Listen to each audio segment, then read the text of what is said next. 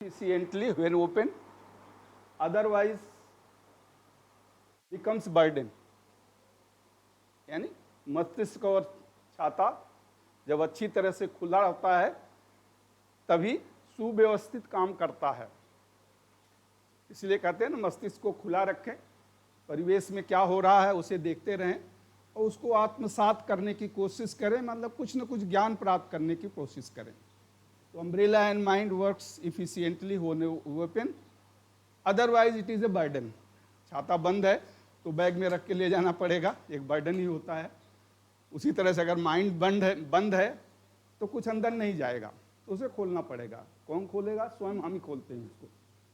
चलिए, क्या हो गया भाई? बैक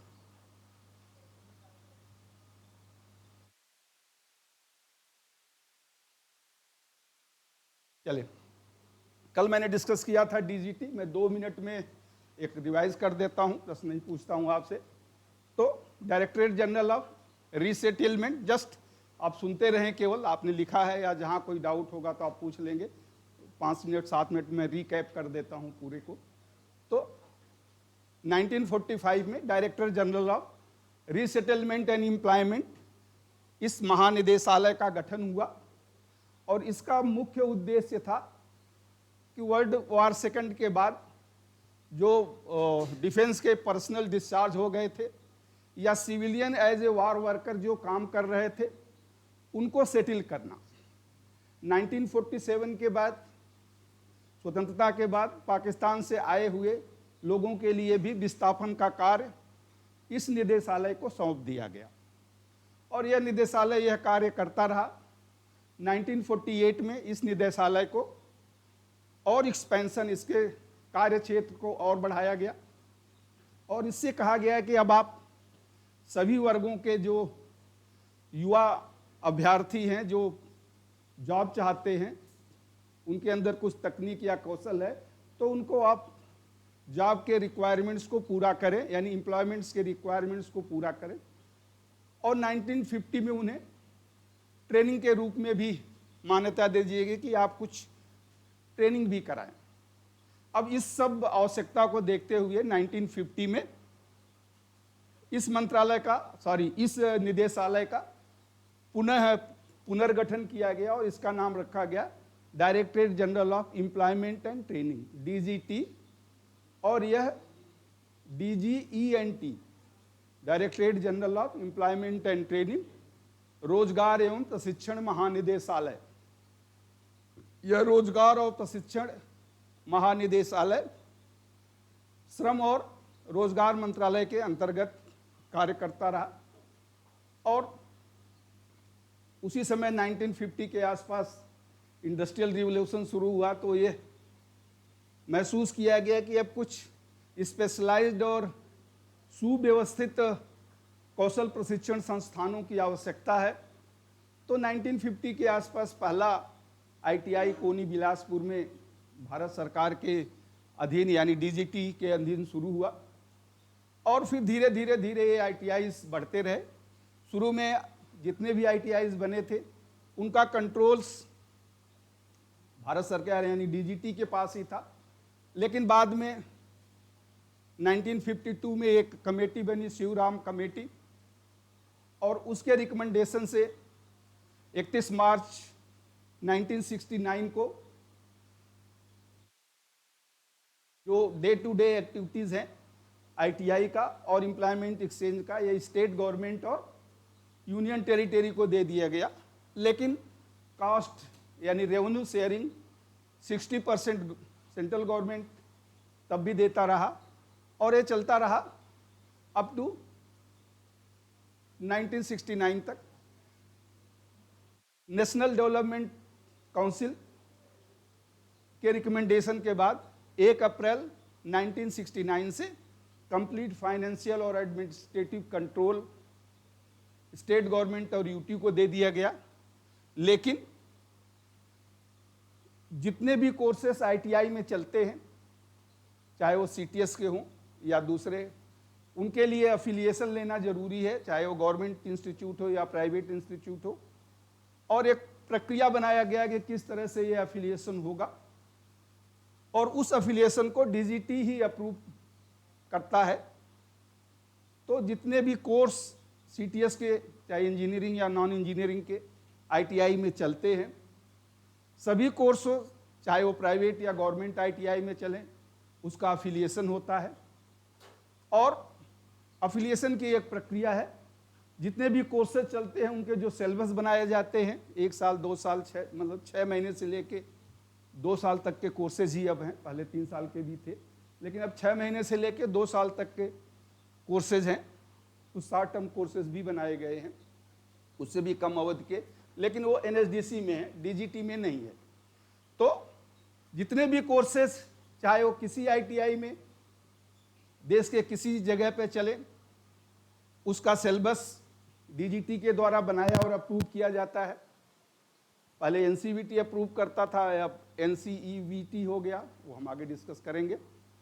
और दूसरा, जितने भी रूल्स, रेगुलेशंस, नॉर्म्स, मॉडिफिकेशन, यानी जो जितने भी नियम, कानून, प्राविधान, प्रक्रिया, टेस्टिंग, असेसमेंट, सर्टिफिकेशंस, ये जितने भी एडमिनिस्ट्रेटिव सर्कुलर्स एंड ऑर्डर्स हैं, ये डीजीटी ही निर्गत करता है, डीजीटी ही उसे पास करता है, और पूरे ऑल ओवर इंडिया के जितने भी इंस्टीट्यूट हैं उसको फॉलो करते हैं। केवल डे टू डे एडमिनिस्ट्रेशन उनके पास रहता है, वो फॉलो करते रहते हैं। जैसा मैंने आपको बताया था कि 1980 के आसपास एक ऑयल बूम आया था गल्फ कंट्रीज़ में, और साउथ में कुछ ज़्यादा ही आईटीआईज़ खुली थी। 1987 तक 800 के आसपास और 90 में 1700 के आसपास आईटीआई खुली। और 90 के बाद आप देखें, 95 और 2000 के बाद private ITI all over India बहुत तेज़ी से खुले, गवर्नमेंट आईटीआई बहुत कम है। और एज ऑन टुडे, आज जो है, आप वेबसाइट पर जाएं, डीजीटी के वेबसाइट पर जाएं तो आपको मिल जाएगा नियर अबाउट 14,955 टोटल आईटीआई, इसमें गवर्नमेंट और प्राइवेट दोनों हैं। ये जो वेबसाइट पर आज के है, ये जैसे जैसे अभी भी एफिलिएशन चलता ही रहता है साल भर, तो ये संख्या बढ़ती रहती है। और आईटीआई में पढ़ने वाले जो बच्चे हैं उनकी संख्या 21 लाख के आसपास है, 21 लाख समथिंग है। तो एज ऑन टुडे इतनी संख्या है। इसमें 3000 के आसपास गवर्नमेंट आईटीआई और 11,000 के आसपास प्राइवेट आईटीआईज हैं। तो प्राइवेट आईटीआईज की संख्या बहुत ज़्यादा बढ़ी, और गवर्नमेंट भी अपना खर्चा कम करने के लिए प्राइवेट आईटीआईज को मान्यता देती जाती हैं, और गवर्नमेंट्स का खर्च उनको कम हो, तो ये उनका चलता रहता है। अब कौन से कोर्स चलाना है, कैसे चलाना है, क्या रूल्स हैं, रेगुलेशंस होंगे इनके, ये सब एक फॉर्मेट होता है एफिलिएशन का, उसके अनुसार चलता है। ठीक है, मैंने आपको बात किया था कल, थोड़ा सा उसको ही बता दूं, जल्दी जल्दी में बता दिया था कि directorate general of training and employment जो 1950 में गठित हुआ था, और लेबर और एम्प्लॉयमेंट मिनिस्ट्री के अंतर्गत था। बाद में जब नवंबर 2014 में MSD, ministry of skill development और एंटरप्रेन्योरशिप बना, तो दिसंबर में जो उसका डायरेक्टरेट का ट्रेनिंग पार्ट था, डायरेक्टरेट में ट्रेनिंग और एम्प्लॉयमेंट 2 पार्ट थे, तो डायरेक्टरेट का जो ट्रेनिंग पार्ट था वो MSD में आ गया, इसलिए हम इसे आज DGT कहते थे। पहले DGENT था, लेकिन अब ये DGT हो गया, डायरेक्टरेट जनरल ऑफ ट्रेनिंग, प्रशिक्षण महानिदेशालय केवल हो गया। इसके जो सीनियर मोस्ट अफसर होते हैं, जैसा मैंने कल बताया, डायरेक्टर जनरल, महानिदेशक, उनके अंदर 3 डिप्टी डीजी होते हैं। ये 3 डिप्टी डीजी जो है इसी के कैडर्स के होते हैं, ISDS कैडर इसे बोलते हैं, skill Indian skill development service, ISDS cadre. जितने भी असिस्टेंट डायरेक्टर एंड एबव, कहीं भी किसी भी NSTI में आप देखेंगे जो असिस्टेंट डायरेक्टर एंड एबव यानी क्लास 1 में आते हैं, ट्रेनिंग अफसर क्लास 2 में आते हैं, तो जितने भी क्लास 1 अफसर्स होते हैं वो, उनको हम ISDS, Indian skill development service. हर डिपार्टमेंट की अपनी एक सर्विस होती है, जैसे बीएसएनएल का है एक अलग सर्विस है, कम्युनिकेशनल सर्विस। हर डिपार्टमेंट के अफसरों की एक, जैसे आईएएस का एक आईएएस कैडर होता है, उसे आईएएस कैडर कहते हैं, और इस कैडर को डीओपीटी और यूपीएससी मिलके डिसाइड करते हैं। उसी तरह से एक कैडर हो गया, अब ये कैडर बेस्ड सर्विस हो गई, और कैडर में जो प्रमोशंस होते हैं, सिलेक्शंस होते हैं, रिक्रूटमेंट्स होते हैं, वो सब ये करते हैं। पहले जब ये आईएसडीएस कैडर नहीं बना था तो 2 क्लास 1 का सिलेक्शन यूपीएससी से ही होता था, बट डायरेक्ट इंटरव्यू होता था, और असिस्टेंट डायरेक्टर और डिप्टी डायरेक्टर दोनों लेवल पे, यानी डायरेक्ट जिनकी 10-12 साल का एक्सपीरियंस है, क्वालिफिकेशन है, तो उनको डायरेक्ट यूपीएससी से केवल इंटरव्यू देते थे, और असिस्टेंट डायरेक्टर या डिप्टी डायरेक्टर्स में आए थे। जैसे मैं खुद डिप्टी डायरेक्टर में 2001 में मेरा सिलेक्शन हुआ था, तो वो डायरेक्ट आते थे। अरे हमारी आईएसडीएस सर्विस तो 2014 या 15 के आसपास एक कैडर्स बना था, लेकिन जब एक कैडर बन गया तो अब स्ट्रीमलाइन हो गया पूरा सर्विस का प्रोसीजर, और अब यूपीएससी यानी इंजीनियरिंग सर्विस से एग्जाम होता है, इंडियन इंजीनियरिंग सर्विस आईईएस। अब आईईएस से एक कैडर आते हैं। आपके यहाँ एक असिस्टेंट डायरेक्टर हैं, क्या नाम उनका है? नहीं, वो है उनका नाम है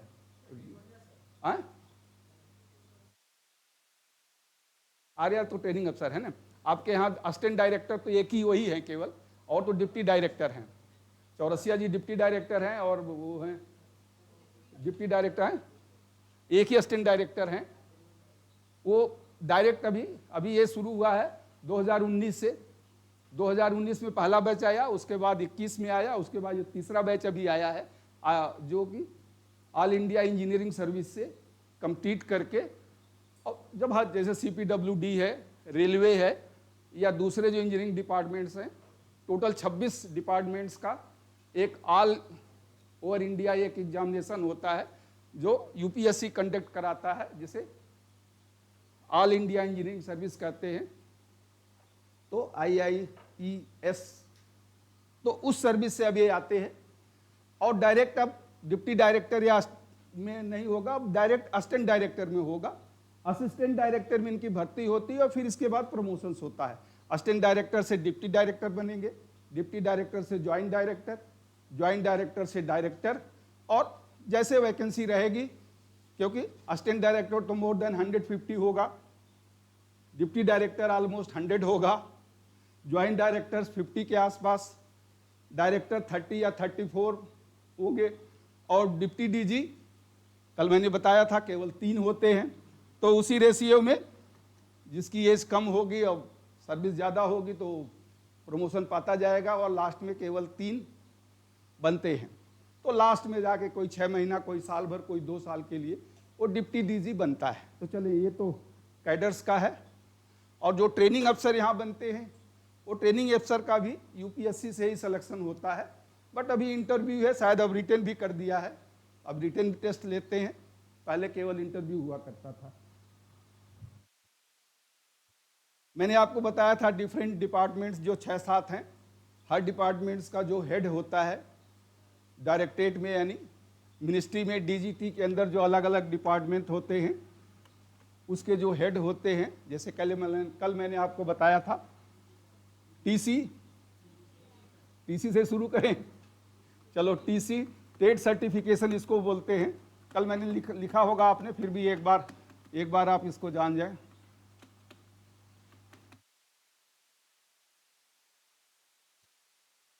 यानी टीसी का काम है जितना अफिलिएशन से रिलेटेड, जो ऑल ओवर इंडिया कोई नई आईटीआई खुल रही है, या कोई ऑलरेडी आईटीआई चल रही, कोई नया ट्रेड खोलना चाहता है, तो उसके लिए एक प्रक्रिया है, एक स्टैंडर्ड फॉर्मेट है, वो भर के टीसी में जमा करना होता है थ्रू स्टेट डायरेक्टरेट। रिस्पेक्टिव जो स्टेट के डायरेक्टरेट हैं, टेक्निकल डायरेक्टरेट, वो भी इंस्पेक्शन करते हैं, फिर एक टीम बनती है, वो टीम इंस्पेक्ट करके जो है स्टैंडिंग कमेटी जिसे बोलते हैं, वो इंस्पेक्ट करके वो भेजती है और फिर वो वहाँ डिसाइड करते हैं कि क्या नॉर्म्स जो बना है, एक स्टैंडर्ड नॉर्म्स है कि किसी ट्रेड के लिए कितने ट्रेनीज की संख्या होनी चाहिए, कितने वर्कशॉप का एरिया होना चाहिए, कितने क्लास का एरिया होना चाहिए, मशीनरी इक्विपमेंट्स क्या होना चाहिए, वो सब दिया रहता है। तो उसके अनुसार वो देख के अगर उनका सही पाया जाता है तो ये टीटी सेक्शन ही उसको मॉनिटर प्रोसेस करके, पहले तो एनसीवीटी में पुटअप करता था, लेकिन अब वो एनसीईवीईटी हो गया। एनसीवीटी पहले डीजीटी के अंडर में था, लेकिन एनसीवीईटी जो है वो मिनिस्ट्री के अंडर में अब आ गया है, स्किल मिनिस्ट्री के अंदर में है। तो वहाँ पुटअप करते हैं और वो अप्रूव कर देते हैं, तो वो रिस्पेक्टिव आईटीआई का अफिलिएशन हो जाता है। फिर वो आईटीआई वो कोर्सेज जिसमें उसका हुआ है, जिस ट्रेड में, वो ट्रेड चला सकता है। तो पहले तो कोई नई आईटीआई खोलता था तो 1 या 2 ट्रेड से भी खोल सकता था, लेकिन अब मिनिमम 4 कर दिया है कि जब आप नई आईटीआई खोल रहे हैं तो मिनिमम 4 ट्रेड से खोलना पड़ेगा। और आईटी मस्ट है उसमें, एक कंप्यूटर लैब जरूरी है। तो कुछ हैं उनके फॉर्मेलिटीज। तो ये इस काम, यहाँ पे एक डायरेक्टर हैं, डायरेक्टर, ज्वाइंट डायरेक्टर, ट्रेनिंग अफसर, पूरी टीम होती है 10-12 लोगों की, और वो पूरे ऑल ओवर इंडिया के, और फिर मीटिंग्स और ये जो इंस्पेक्शन है उसको ऑर्गेनाइज करते हैं। सीडी, कुरिकुलम डेवलपमेंट,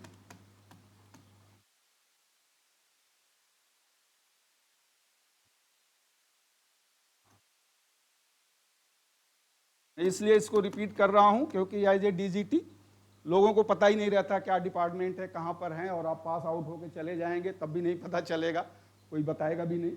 तो कुरिकुलम डेवलपमेंट यानी जितने भी रूल्स और रेगुलेशन डीजीटी के बनते हैं वो सब यहाँ पर बनते हैं।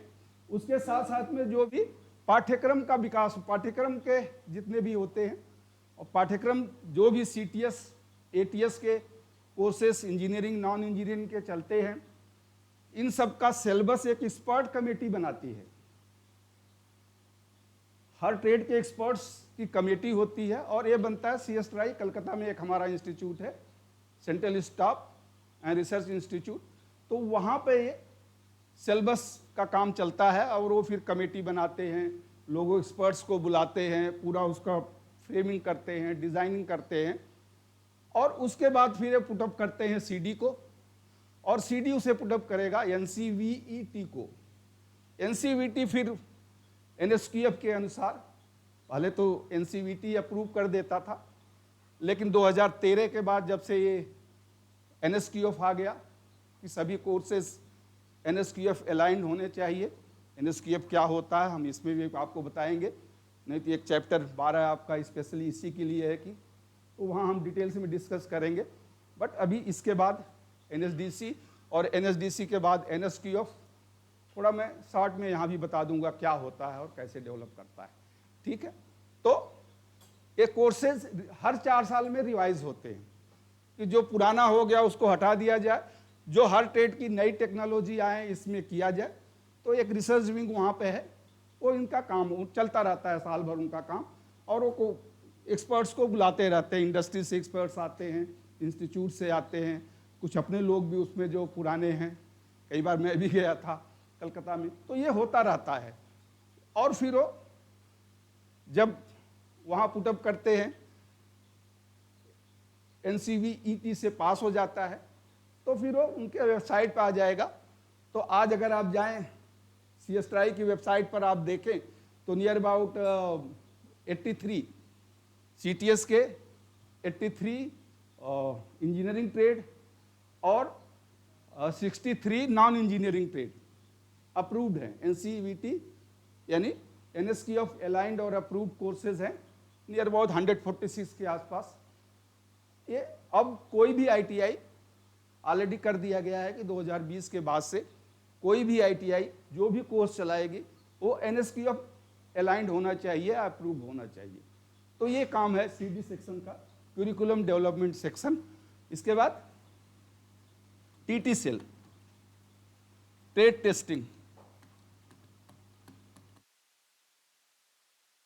जैसा कि नाम ही बताता है ट्रेड टेस्टिंग का है, यानी जितने भी पेपर बनाने हैं हर ट्रेड्स के अभी तो खैर प्रैक्टिकल का दे दिया इन्होंने रिस्पेक्टिव स्टेट डायरेक्टरेट को, नहीं तो पहले पेपर वही बनता था और पहले डिस्क्रिप्टिव टाइप एग्जाम होता था, अब तो ऑनलाइन कर दिया है। तो ठीक है, जो भी एग्जाम है, तो जितने एग्जाम होते हैं, जिसका प्रैक्टिकल एग्जाम्स के जो तरीके होते हैं, क्या उसका फॉर्मेट होगा, कितने का मार्क्स होगा, कितना पासिंग मार्क्स होगा, कौन कौन एक्सपर्ट्स आएंगे, एक्सपर्ट्स की क्वालिफिकेशन क्या होनी चाहिए, ये सब ये डिसाइड करता है टेट टेस्टिंग सेल। और सर्टिफिकेशन के बाद, टेस्टिंग के बाद जो सर्टिफिकेट इशू होता है वो काम इनका होता है। और इसमें अभी आरपीएल है या सीआईटीएस के जो भी सर्टिफिकेट हैं, ये सब जितने भी कोर्सेस ऑल ओवर इंडिया चलते हैं डीजीटी के अंतर्गत, सबका टेस्टिंग और सर्टिफिकेशन इस सेल के द्वारा होता है। इसके बाद होता है CFI, centrally funded institute.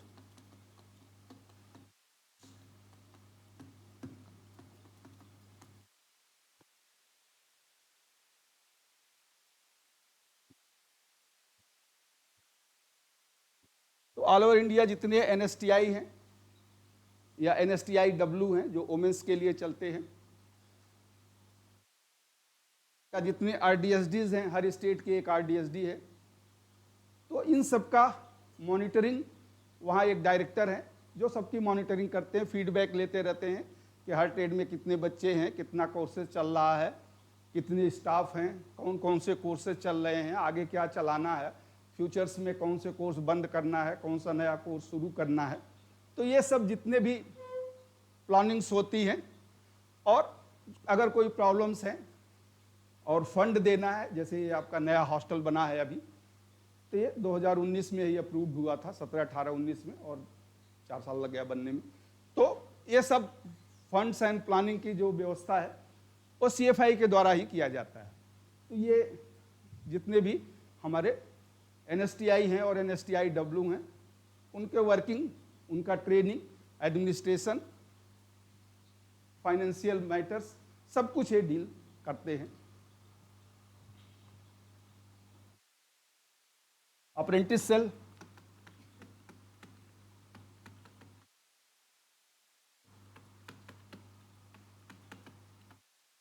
Apprentice cell में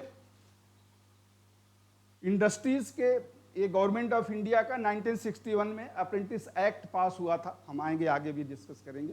तो उस अप्रेंटिस एक्ट के अनुसार सीटीएस के बाद, यानी विद्यार्थियों को इंडस्ट्रीज में एक एक्सपोजर मिले, इंडस्ट्रीज में कैसे काम किया जाता है, थियोरेटिकल नॉलेज उनके पास होता है, बट इंस्टीट्यूट में प्रैक्टिकल नॉलेज उतना नहीं मिलता जितना मिलना चाहिए। तो प्रैक्टिकल एक्सपोजर के लिए इंडस्ट्रीज में, इंडस्ट्रीज के इंफ्रास्ट्रक्चर को यूज करते हुए एप्लीकेंट्स को ट्रेनिंग दिया जाए, और उस ट्रेनिंग में वो उसका काम भी करेगा, इंडस्ट्रीज में कुछ न कुछ उसके प्रोडक्शन में सहयोग करेगा। तो गवर्नमेंट ने कहा सहयोग करेगा तो कुछ इसको आप इंसेंटिव दे। तो जो मिनिमम वेजेस रूल है 9,000 के आसपास आज है, 8,000, 9,000 जो भी है, अलग अलग स्टेट्स के हैं, तो उतना वो मिनिमम उनको वेजेस भी उनको देना होता है। तो ये 1961 का एक्ट है कि वो अपने यहाँ उनको रखें 1 साल के लिए, उस ट्रेड के, जिस ट्रेड के वो सीटीएस किए हुए हैं, आईटीआई किए हुए हैं, और फिर उनको प्रैक्टिकल एक्सपीरियंस दें, थियरी भी बताएं, कुछ डायरी भी बताएं, बनवाएं उनसे, और 1 साल के लिए फिर उसके बाद एग्जाम होता है। तो जितने भी पॉलिसीज़ हैं इसके रिलेटेड, इंसेंटिव की जो पॉलिसीज़ हैं, एज क्या होना चाहिए, और जो अप्रेंटिस का एक कॉन्ट्रैक्ट होता है, पहले तो पेपर पर साइन होता है, हमारे 6 आरडीएटी होते थे, regional director of apprentice training all over India, वो बैठ के साइन करते थे वहाँ पे जो इनका अपॉइंटमेंट्स होता था। बट अब तो सब कुछ ऑनलाइन हो गया है, अब तो सब कुछ ऑनलाइन है, ऑनलाइन ही आप भरेंगे, ऑनलाइन ही आपका अप्रूव होगा, ऑनलाइन ही आपका कॉन्ट्रैक्ट भी साइन होगा, और फिर आप जाके इंडस्ट्री में 1 साल काम करेंगे, ऑनलाइन एग्जाम होगा और सर्टिफिकेट्स मिल जाएगी। और जो आईटीआई पास्ड है उनके लिए अब रिटन एग्जाम भी नहीं है, केवल प्रैक्टिकल एग्जाम जो आप डायरी बनाते हैं उस बेसिस पे असेसमेंट होता है, काफ़ी ईजी कर दिया है। और ये पास होंगे। तो ये इस डिपार्टमेंट का काम है कि जितने भी अप्रेंटिस से संबंधित रूल्स हैं, प्रोविजंस हैं, स्टाइपेंड्स के अगर केसेस हैं, और स्टाइपेंड्स अगर बच्चों को नहीं मिल रहा है या कोई ऑर्गेनाइजेशन अपने स्ट्रेंथ के अनुसार अप्रेंटिस पे नहीं रख रहा है तो क्या करना होगा। तो ये सर्वे जैसे यहाँ भी हैं, अब पहले तो RDAT करता था, लेकिन अब हर RDSD के अंतर्गत एक विंग बना दिया गया है कि वो अप्रेंटिस को, अप्रेंटिस सेल होगी, यहाँ भी अप्रेंटिस सेल हैं आपके, एक डिप्टी डायरेक्टर और असिस्टेंट डायरेक्टर उसको देखते हैं, और ऑफ कोर्स डायरेक्टर उसके हेड होते ही हैं।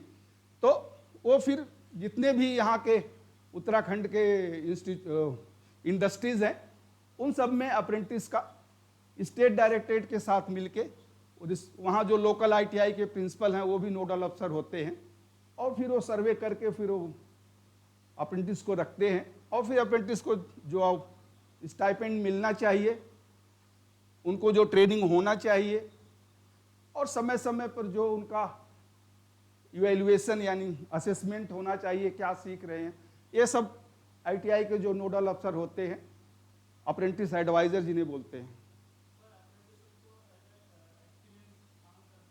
हाँ बिल्कुल, 1 साल का एक्सपीरियंस होता है, बिल्कुल बिल्कुल, इट इज़, हाँ हर जगह है, कहीं भी आप जाएंगे एक्सपीरियंस काउंट होगा।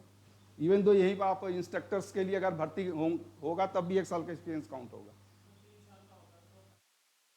अप्रेंटिस अगर आप कर लेंगे तो 1 साल का वो हो जाएगा, क्योंकि अप्रेंटिस तो 1 ही साल का होता है, आप 2 साल नहीं कर सकते। और आजकल तो ऑनलाइन है, एक बार आपने अपने, क्योंकि आधार कार्ड आपका और सब कुछ उसमें रहता है, दूसरी बार आप भरेंगे तो वो इनवैलिड हो जाएगा। तो आप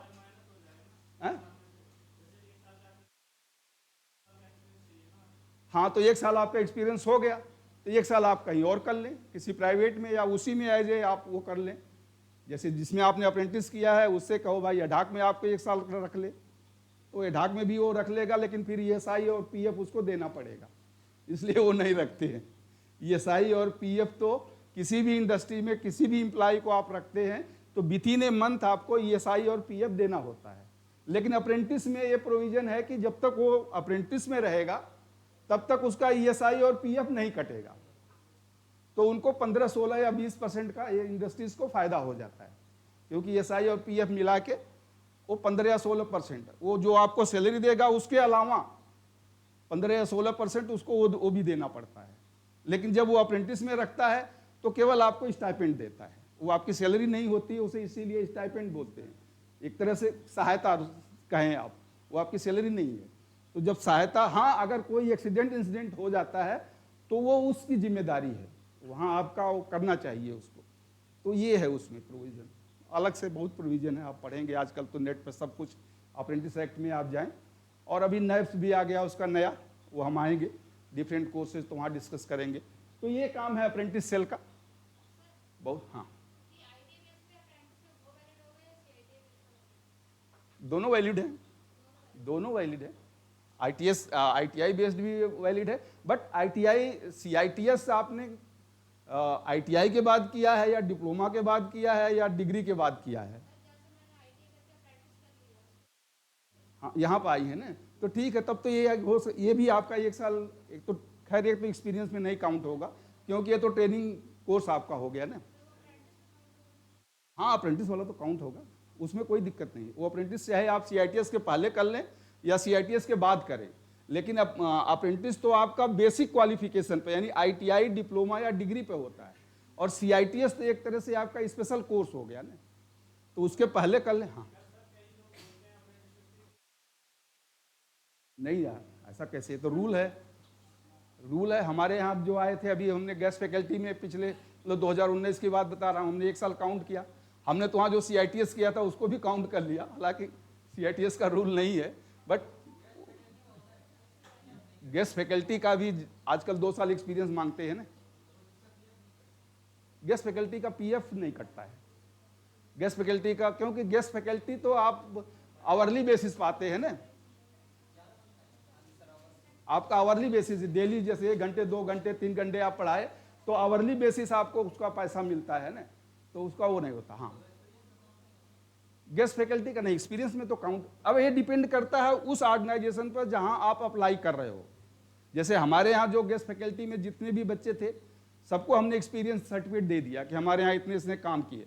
हमने तो दे दिया, लेकिन जहाँ वो अप्लाई कर रहे हैं वो उसको मानता है कि नहीं मानता, हम उसको बाध्य नहीं कर सकते। Depend on that organisation. नहीं, मंथ वो तो टाइम है, आवर्स के हम ये लिखते हैं कि जैसे इस समय से इस समय तक प्रतिदिन इतने घंटे, तो दोनों आ जाता है उसमें कि प्रतिदिन यानी 5 दिन, हफ्ते के 5 दिन, सुबह 9 बजे से लेके शाम के 5 बजे तक, या सुबह 10 बजे से लेके, मतलब 4 घंटे से कम नहीं दिखाते हैं, तो उसका एक्सपीरियंस काउंट हो जाए, क्योंकि वो भी है ना इंडस्ट्रियल रूल में, वो इंस्टीट्यूट के ऊपर डिपेंड करता। अभी तो था, अभी कोई हम CITS पास स्टूडेंट ही मुझे फ़ोन किया था, पानीपत में कोई गर्ल थी बेचारी, उसका नहीं हुआ, हालांकि वो गई भी थी वहाँ पे, क्योंकि उसका एक्सपीरियंस नहीं है, तो उन्होंने 2 साल का एक्सपीरियंस मांग लिया था। वहाँ के प्रिंसिपल को भी मैंने फ़ोन किया, तो ठीक है, अब जो है, नाम नहीं है बताना किसी का, क्यों, तो उन्होंने कहा कि नहीं, हमें तो एक्सपीरियंस चाहिए, और मांगते हैं 1 से या 2 साल या 2 साल का एक्सपीरियंस। हाँ बिल्कुल, अप्रेंटिसशिप का क्यों नहीं लगा सकते।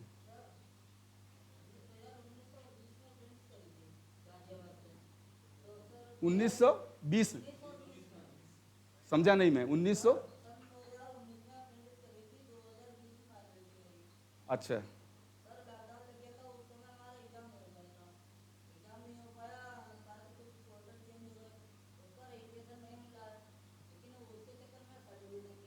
तो नहीं मिलेगा, जब आप एग्जाम नहीं दिए तो सर्टिफिकेशन कैसे होगा।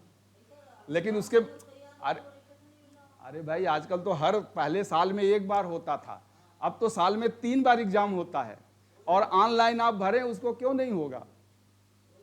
और किसके थ्रू, मतलब कौन नोडल अफसर था उस समय, ITI का कौन नोडल अफसर वहाँ स्टेट का, कहाँ से किया आपने, गाजियाबाद, यानी यूपी का गाजियाबाद, यानी मेरठ का कोई होगा इंस्ट्रक्टर, मेरठ का कोई नोडल अफसर हो, अप्रेंटिस अफसर होगा, हाँ तो कोई दूसरा होगा यार। हाँ बिल्कुल सही बात है भाई, वो क्यों देखेंगे, उनकी कौन सुनेगा भाई। जो रिटायर हो जाता है वो तो फ्यूज बल्ब है, तो फ्यूज बल्ब तो रोशनी नहीं देगा ना। अब मैं तो मजबूरी में आ जाता हूँ यहाँ, नहीं तो मैं भी एक फ्यूज बल्ब ही हूँ। तो लेकिन आप अभी जो है अप्रेंटिस एडवाइज़र, आप उससे बात करो, या इंडस्ट्री का जो सुपरवाइज़र रहा होगा उससे आप बात करिए, और हर 3 महीने में तो होता है, और रिवाइव कर देंगे। अभी तो ऑनलाइन है अभी। और आप ITI करके गए थे, अच्छा अभी तो चेंज होगा, अभी ITI वालों को एग्जाम भी देने की जरूरत नहीं, केवल प्रैक्टिकल एग्जाम होगा। लेकिन वो कहेंगे पुराने में एग्जाम देना होगा। होटल रजिस्ट्रेशन तो हम वही करेंगे ना, इस्टेब्लिशमेंट करें। हाँ आएगा, वो तो सब ऑनलाइन आता है भाई। चलो वो अप्रेंटिस में आएंगे, अभी आप टाइम मत वेस्ट करिए। आज तो मेरा लगता है आज रह जाएगा, फिर आज मैं ख़त्म करने के मूड में आया था, बट अप्रेंटिस में ही उलझ गए। अप्रेंटिस और आएगा, किसी दिन और पूछ लेना। हाँ कुछ आप पूछना चाह रहे हो, बोलो आप। हाँ वही में बताया ना, TC आपको एक, आप उसके लिए एक स्टैंडर्ड फॉर्मेट आजकल ऑनलाइन अप्लाई करना होता है। अब आप ऑनलाइन अप्लाई करेंगे तो स्टेट डायरेक्टरेट के पास जाता है वो आजकल। पहले जो खोलेगा उसकी क्या योग्यता होनी चाहिए यार, उसकी कोई योग्यता नहीं होनी चाहिए, उसके पास पैसे होना चाहिए। Structure, building, machine, tools, equipment होना, खरीदना चाहिए ना। जो खोलेगा उसके लिए कुछ नहीं, बट वो अगर वहां डायरेक्टर बनता है कि डायरेक्टर या CEO ऑफ द ITI, तब उसकी योग्यता आएगी। वो प्रिंसिपल बनता है तब उसकी योग्यता आएगी। केवल वो ITI का मालिक बनता है तब उसकी कोई योग्यता की जरूरत नहीं है। हाँ डायरेक्टर अगर आप हैं, वैसे डायरेक्टर कोई पोस्ट ITI में नहीं होता है। हाँ प्रिंसिपल के लिए तो है, प्रिंसिपल के लिए तो आपको BTech होना चाहिए, या फिर डिप्लोमा है तो कुछ 4 या 5 साल का एक्सपीरियंस होना चाहिए, तो उसमें दिया हुआ है। आप जाएं नेट पर ना, how to open in ITI, Google में करें, पूरा डिटेल्स आपको आ जाएगा। तो उसमें पहले आप ऑनलाइन ही आजकल अप्लाई करेंगे, स्टेट डायरेक्टरेट के पास जाता है, वो प्रोसेस करते हैं, कुछ कमियां होगी आपको बुलाएंगे, फिर आपके जगह देखने आएंगे, फिर बताएंगे कितने ट्रेड का है, कैसे क्या करना है। जब फाइनल वहाँ से हो जाएगा फिर वो DGT को जाता है, वो सब ऑनलाइन, सब TC सेल को जाएगा। फिर TC सेल एक कमेटी बनाती है, उसमें एक स्टेट का रहेगा, एक सेंटर का रहेगा और एक इंडस्ट्री का, 3 लोग रहते हैं। उसे स्टैंडिंग कमेटी बोलते हैं। स्टैंडिंग कमेटी में वो आते हैं और इंस्पेक्शन करते हैं, और इंस्पेक्शन आपका सही मिला फिर वो रिपोर्ट फिर डीजीटी में जाएगी। डीजीटी उसे प्रोसेस करके एनसीवीईटी में देगा। एनसीवीईटी से जब अप्रूव हो जाएगा, ऑनलाइन सब प्रोसेस है, आपको कहीं जाने की जरूरत नहीं है। ऑलरेडी आप उनकी साइट पर जाएं, देखें आपको अप्रूव हो गया। अप्रूव हो गया तो कहेंगे किस सेशन से आपको चलाना है। जैसे जुलाई में जनरली सेशन शुरू होता है तो बोलेंगे आप इस जुलाई से चला सकते हैं, या कभी कभी अगस्त या सितंबर में अप्रूवल होता है तब भी आप बोलेंगे आप इस जुलाई सेशन से अपना कोर्स शुरू कर सकते हैं। हाँ जी, और कोई? चलिए अच्छा, अभी जब से आएंगे अप्रेंटिस में तब हम अच्छा, ये तो मैं अप्रेंटिस में रह गया। अप्रेंटिस के बाद होता है वर्ल्ड बैंक। वर्ल्ड बैंक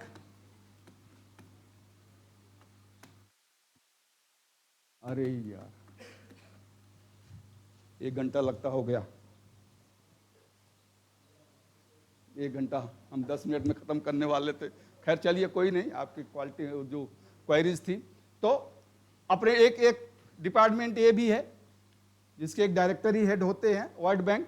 जैसा मैंने आपको बताया था कि वर्ल्ड बैंक से समय समय पर लोन लिया जाता है आईटीआई के अपग्रेड, जो गवर्नमेंट की आईटीआई है उनके अपग्रेडेशन के लिए, उनके इंफ्रास्ट्रक्चर्स के लिए, बिल्डिंग और दूसरे फैसिलिटीज़ के लिए, सेंट्रल गवर्नमेंट की जो एनएसटीआईज हैं उनके अपग्रेडेशंस के लिए।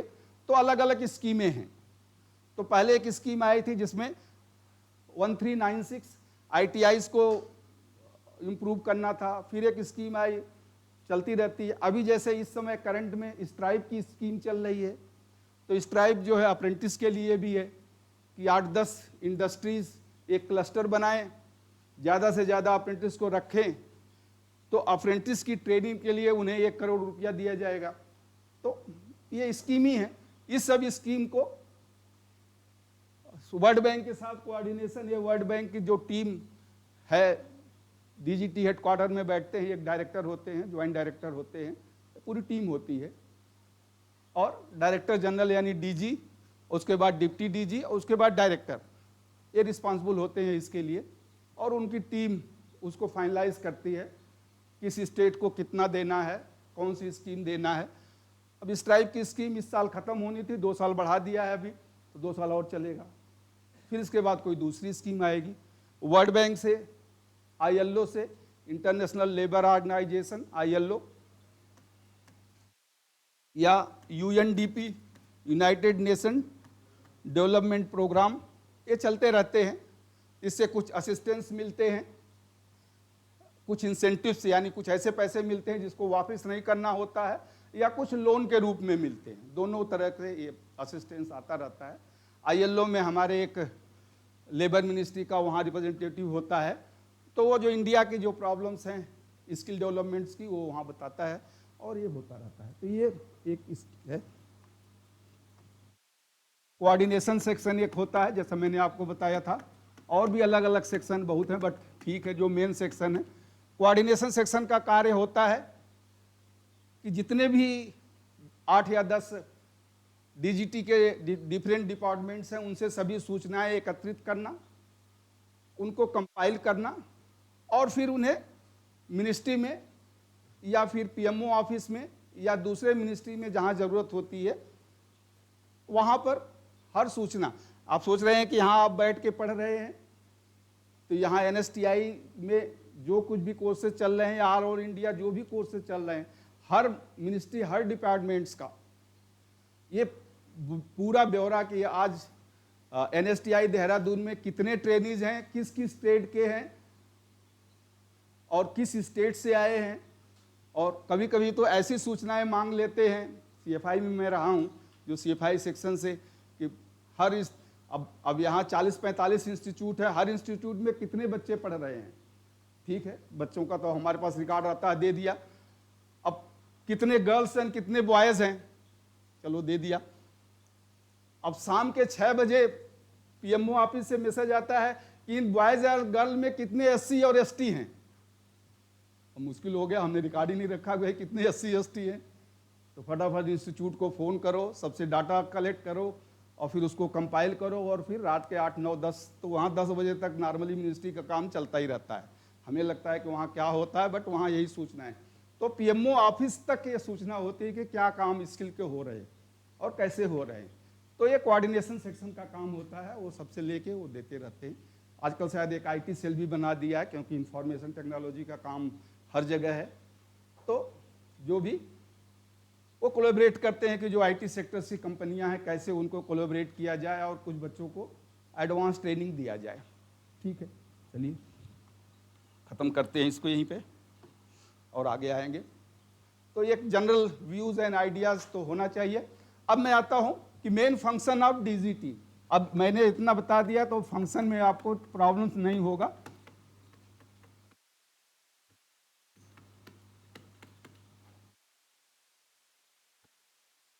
डीजीटी का मुख्य काम क्या है, मेन फंक्शन ऑफ डीजीटी। तो पहला काम तो जैसे मैंने वही बताया, अब हर अलग सेक्शन वाइज आप याद करेंगे तो आपको याद आ जाएगा जो भी काम होता है। To formulate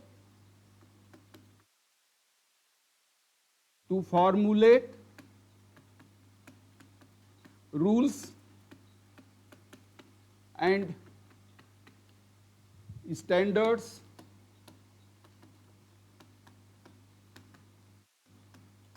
for vocational training.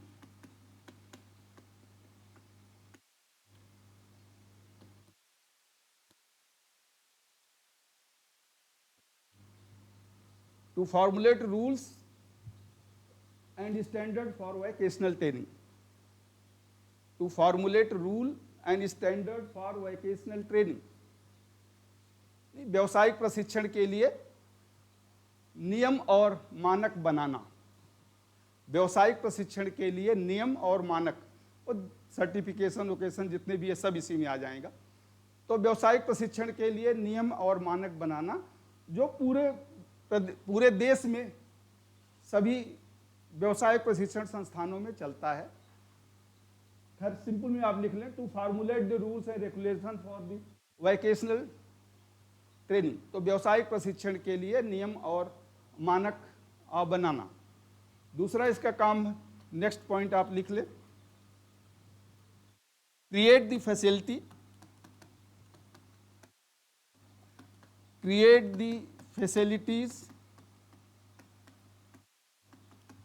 For specialized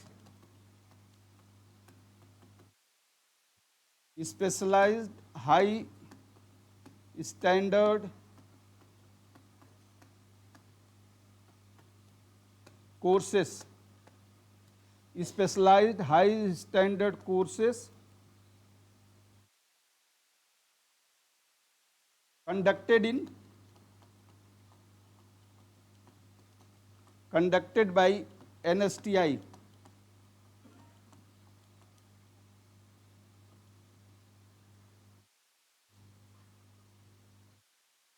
Create the facilities for specialized high standard courses conducted by NSTI.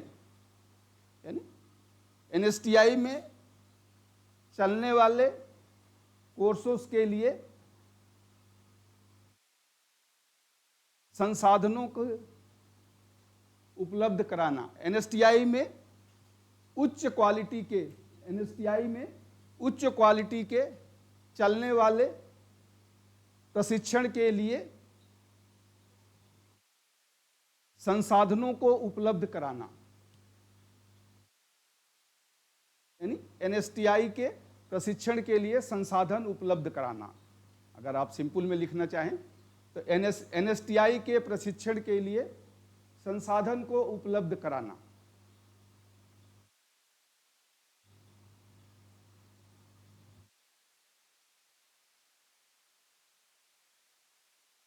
बता दूं,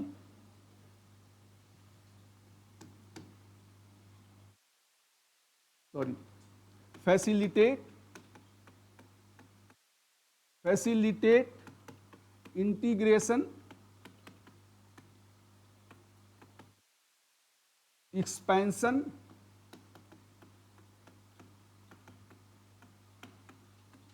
and diversion for CTS and CITS courses. ये दो इंपॉर्टेंट कोर्स हैं, इसलिए इसके लिए फैसिलिटेट इंटीग्रेशन। इंटीग्रेशन का मतलब एकीकृत करना, समायोजित करना। एक्सपेंशन बढ़ावा देना। डाइवर्सन विविधता। तो CTS और CITS, तो हिंदी में अगर आप लिखेंगे तो एकीकृत करना, एकीकृत करना, बढ़ावा देना और विविधता प्रदान करना, और विविधता प्रदान करना। किसके लिए? CTS और CITS कोर्सेस के लिए। फैसिलिटेट यानी प्रदान करना, CTS यानी शिल्प प्रशिक्षण और अनुदेशक शिल्प प्रशिक्षण कोर्सों के लिए एकीकृत करना, बढ़ावा देना और विविधता प्रदान करना। ये DGT का काम है कि जो CTS और CITS के जितने भी कोर्सेस हैं उनका एक्सपेंशन हो, ज़्यादा से ज़्यादा प्रचलन हो, सब लोग उसको जानें।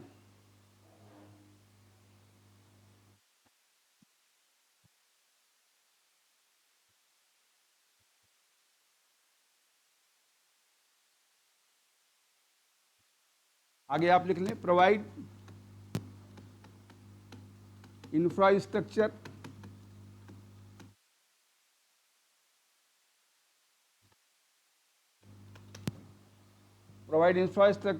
For advance and recent courses.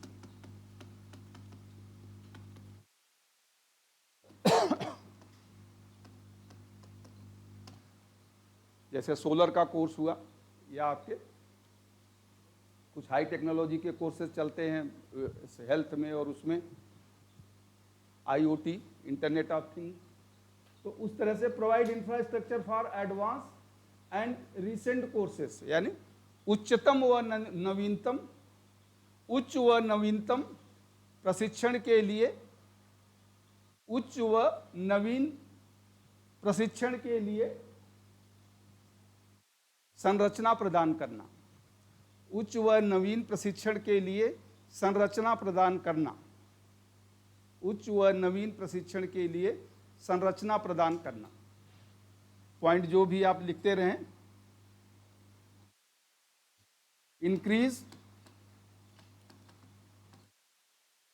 Increase number of apprentice training,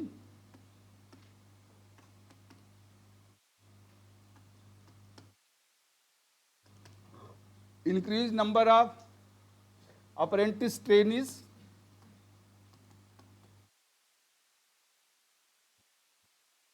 in industry।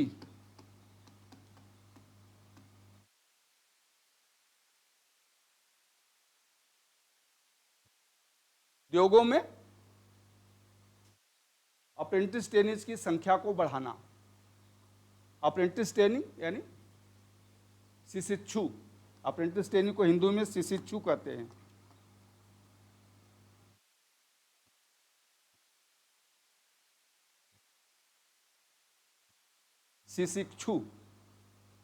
शिशिक्षुता प्रशिक्षण, अप्रेंटिस ट्रेनिंग के हिंदी जनरली लोग बोलते नहीं, शिशिक्षुता प्रदर्शन होता, शिशिक्षुता प्रशिक्षण, और अप्रेंटिस ट्रेनिंग को शिशिक्षु कहते हैं।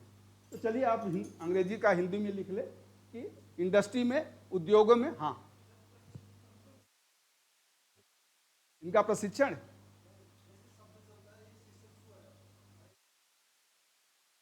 प्रशिक्षु तो हो गया वो ट्रेनीज। वो ट्रेनीज किसी का भी हो सकता है, जैसे आप भी एक प्रशिक्षु हैं, लेकिन जहां शिशिक्षु हो जाएगा इसका मतलब अप्रेंटिस ट्रेनिंग, ये केवल अप्रेंटिस के लिए है। प्रशिक्षु का मतलब कोई भी ट्रेनिंग, अगर वो किसी कॉलेज या यूनिवर्सिटी में पढ़ने जा रहा है तो वो भी प्रशिक्षु है। वो एजुकेशनल प्रशिक्षु हो गया और आप टेक्निकल प्रशिक्षु हैं। तो प्रशिक्षु तो सबके लिए है। प्रशिक्षु से प्रशिक्षणार्थी बना, ये शिक्षु से शिक्षुता प्रशिक्षण बना। ठीक है, आगे आप लिख लें कि इसका हिंदी। उद्योगों में अप्रेंटिस प्रशिक्षणार्थियों की संख्या बढ़ाना, शिक्षु की जगह वही लिख लें आप। उद्योगों में अप्रेंटिस प्रशिक्षणार्थी या अप्रेंटिस अभ्यर्थियों की संख्या बढ़ाना। उद्योगों में अप्रेंटिस अभ्यर्थियों की संख्या बढ़ाना। मिटा दूं? मॉनिटर उसी का है। Monitor the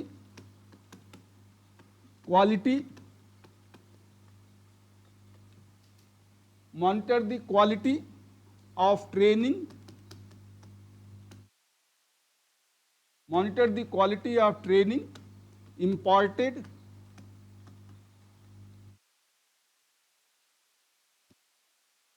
to apprentice trainees.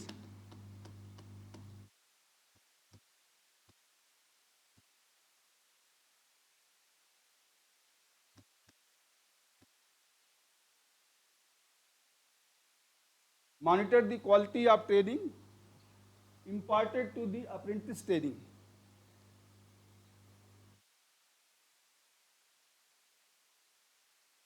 Monitor the quality of training imparted to the apprentice training. इसकी हिंदी आप लिख ले। अप्रेंटिस अभ्यर्थियों को दी जाने वाले प्रशिक्षण, अप्रेंटिस अभ्यर्थियों को दी जाने वाले प्रशिक्षण की गुणवत्ता की निगरानी करना। मॉनिटर यानी निगरानी। अप्रेंटिस अभ्यर्थियों को दी जाने वाली ट्रेनिंग या दी जाने वाले प्रशिक्षण की निगरानी करना। दी जाने वाले प्रशिक्षण की निगरानी करना। अगला पॉइंट आप लिख ले। Popularise and propagate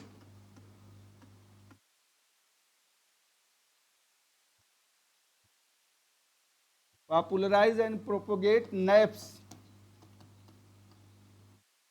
among industries.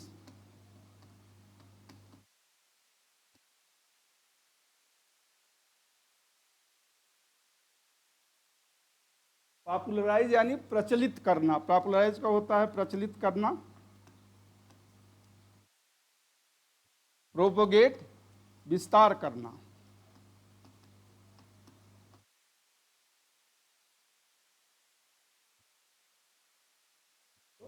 उद्योगों में naps, national apprenticeship promotion scheme, national apprenticeship promotion scheme,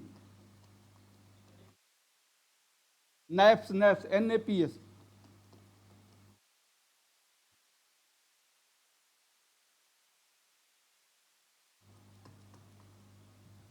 national apprenticeship promotion.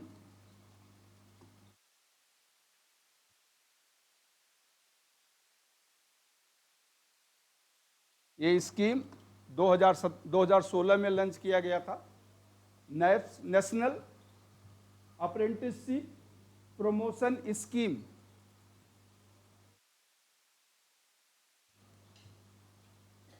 Hindi में इसको राष्ट्रीय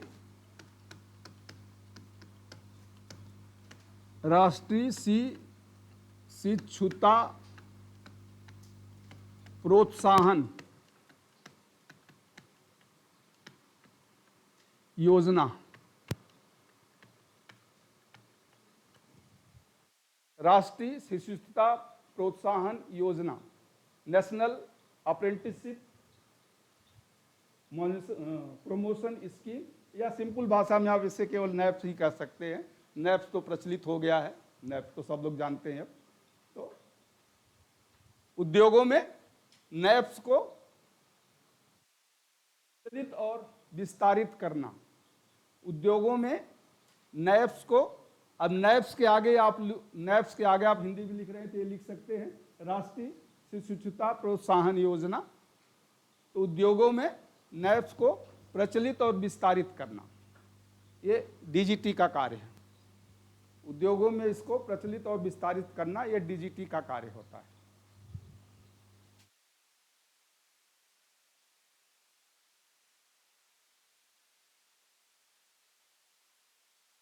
तो नैब्स में उद्योगों के लिए फायदा है, कुछ उन्हें 15% जो इंसेंटिव देते हैं गवर्नमेंट उनको वापस देती है। खैर अब वो भी खत्म होने वाला है, सुन रहे हैं, तो अभी स्कीम आई है, कुछ को खत्म कर रहे हैं। मिटा दे, चलिए अगला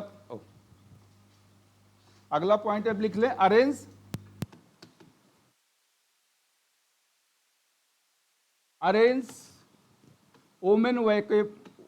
ओमेन ऑक्यूपेशनल ट्रेनिंग।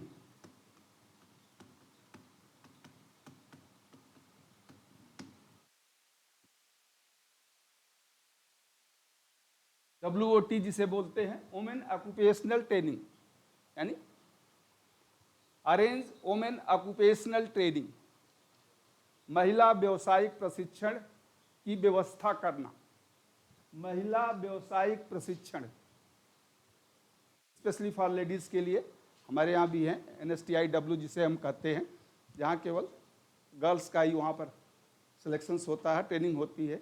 अभी कुछ ट्रेडों में बॉयज़ के लिए भी शुरू कर रहे हैं NSTIW, शायद इस साल से किया है जब सीटें खाली रह गई थी। तो अरेंज वोमेन ऑक्यूपेशनल ट्रेनिंग ये DGT का कार्य है, स्पेशली फॉर दी वोमेंस के लिए, कि उनके जो प्रचलित ट्रेड्स हैं उन ट्रेडों में प्रशिक्षण शुरू करना। तो महिला व्यवसायिक प्रशिक्षण की व्यवस्था करना। ऑर्गेनाइज शॉर्ट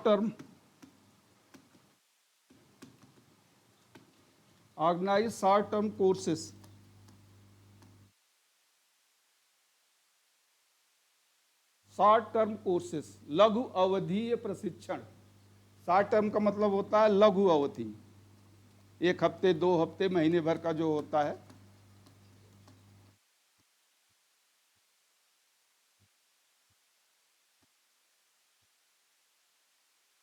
लघु अवधीय प्रशिक्षण, short term courses.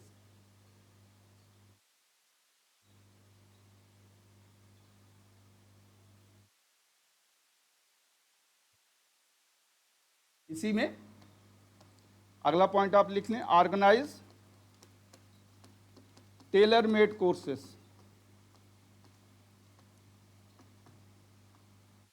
Tailor made,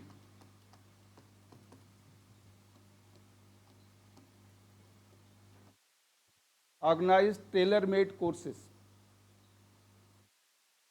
Taylor made का मतलब होता है ऑन डिमांड। अगर कोई कह रहा है कि मुझे ये कोर्स 1 हफ्ते 2 हफ्ते के करना है और मेरा ये सिलेबस है, ये आपको पढ़ाना होगा, तो उसको हम टेलर मेड कोर्स करते हैं। जैसे हम टाटा मोटर्स का यहाँ 1 हफ्ते का सॉफ्ट स्किल का कोर्स यहाँ चलाते थे, 2017-18 में चलता था। तो उनका अपना सिलेबस होता था कि हमें ये कोर्स 8-10 पॉइंट उन्होंने दे दिया था कि भाई ये 10 हमारे टॉपिक्स हैं और सुबह शाम मिला के आप 5 दिन में इस कोर्स को चलाएंगे। तो इस कोर्स की फीस डबल हो जाती है, उसे हम टेलर मेड कोर्स करते हैं। तो उद्योगों के अनुरोध पर विशेष कोर्सेज चलाना, टेलर मेड को विशेष कोर्स करते हैं। उद्योगों के अनुरोध पर विशेष कोर्स को चलाना, उद्योगों के अनुरोध पर विशेष कोर्स को चलाना।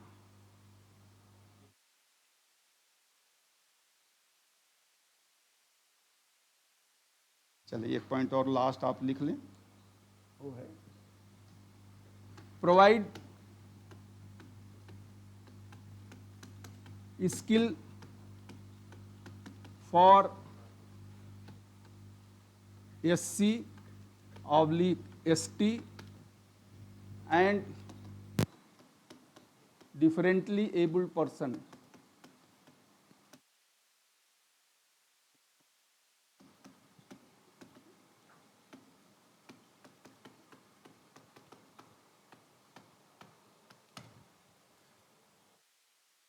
प्रोवाइड स्किल सबको साथ में देते हैं, बट ये है कि SC और ST के लिए जो एक रिजर्वेशन पॉलिसीज हैं उनसे अनुसार, या डिफरेंटली एबल्ड यानी दिव्यांगजन जिसे हम कहते हैं,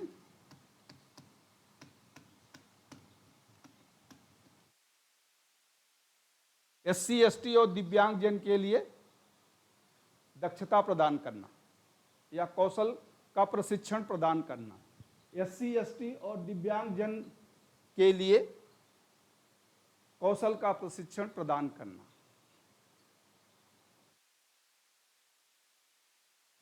तो ये कुछ पॉइंट्स हैं, कभी भी आपके एग्जाम में भी आ सकता है कि DGT के रोल क्या है। तो DGT के जो डिपार्टमेंट्स मैंने आपको बताए, तो उस डिपार्टमेंट के अनुसार आप देखेंगे तो वही उसका काम है, वो करते हैं। चलिए अब हम आगे चलते हैं। अब आज का हमारा नेक्स्ट टॉपिक है NSDC।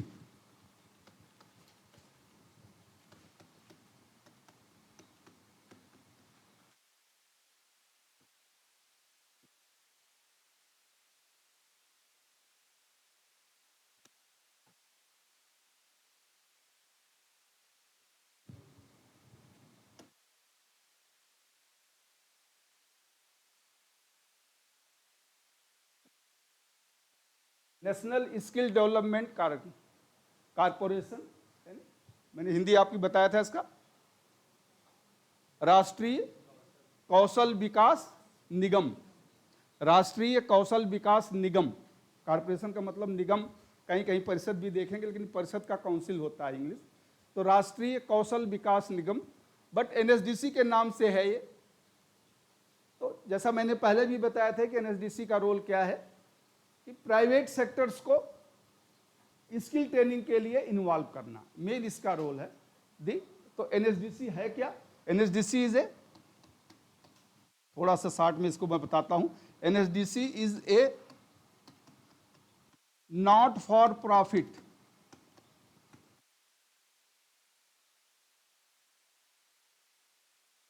Organisation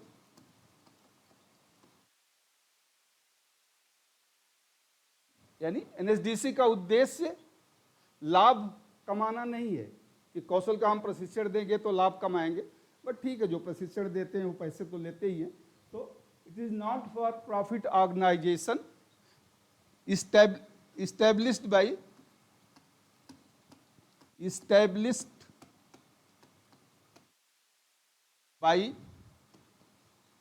Ministry of Finance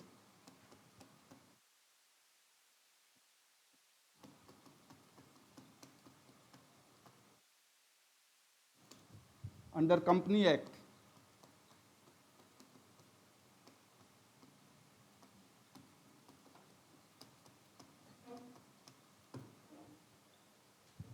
NSDC is not for profit organization established by Ministry of Finance under Company Act।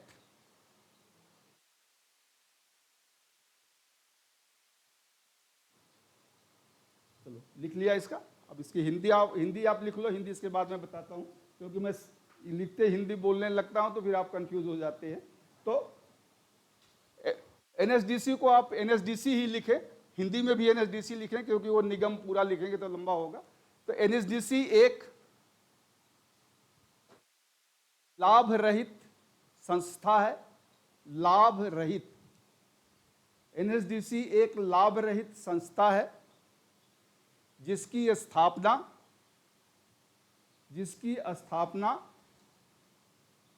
Company अधिनियम के अंतर्गत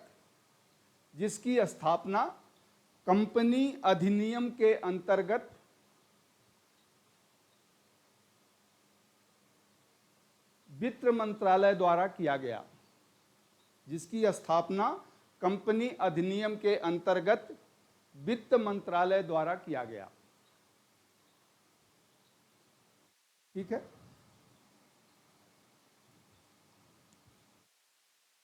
अब इसका ऑब्जेक्टिव क्या दिया? Objective of NSDC,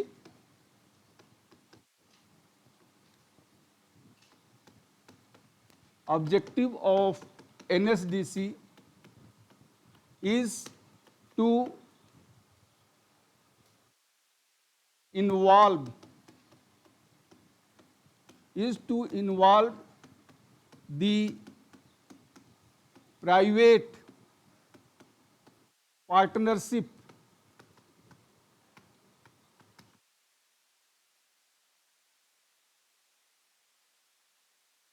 is to involve private partnership, private partnership, private PARTERNAL, private partnership in skill development,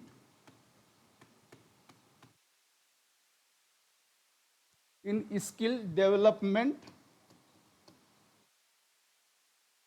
skill development process, so as to skill so as to provide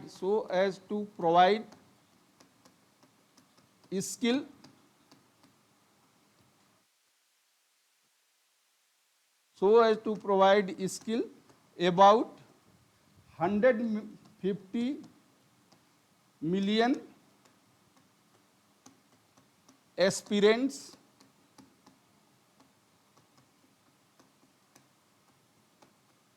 up to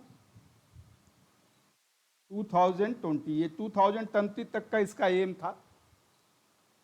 number तो बन गया होगा, but real skill मिला कि नहीं वो अलग बात। The objective of NSDC is, आप इसको लिख लें, फिर इसकी जो हिंदी में लिख रहे हैं, जरूरी नहीं कि आप इंग्लिश और हिंदी दोनों में लिखें। जिसको लगता है कि मैं हिंदी में लिखूं तो वो हिंदी में ही लिख सकते हैं। The objective of NSDC is to involve the private partnership, PAR यहाँ से है, PARTERNAL, partnership in skill development process, so as to provide skill about 150 million aspirants up to 2020।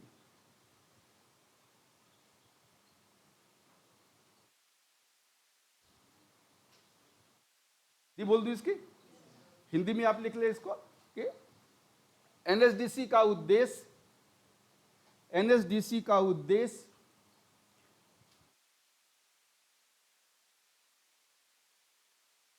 व्यक्तिगत सहयोगियों को कौशल विकास प्रक्रिया में, एनएसडीसी का उपयोग व्यक्तिगत सहयोगियों को कौशल विकास प्रक्रिया में सम्मिलित करके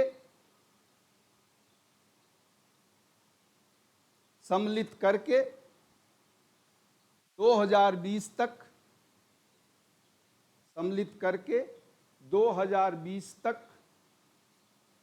150 मिलियन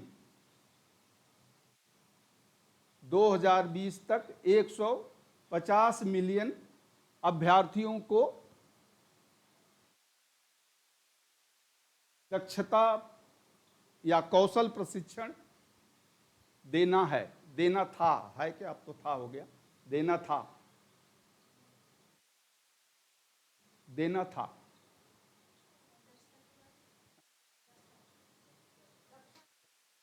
कौशल प्रशिक्षण देना था। उसमें मैं चलता रहता, उसके बाद आप पूछेंगे तो फिर मेरा वो ट्रेन डिरेल हो जाती है, फिर से शुरू से चलना पड़ेगा। हाँ, कोई बात नहीं, हम बता देंगे। तो ये इसका मेन ऑब्जेक्टिव था, एनएसडीसी का main objective.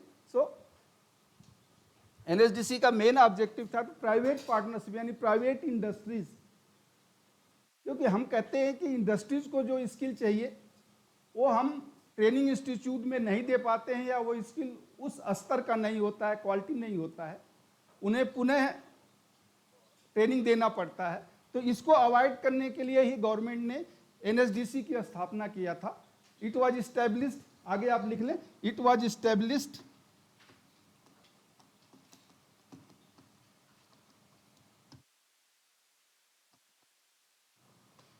established in year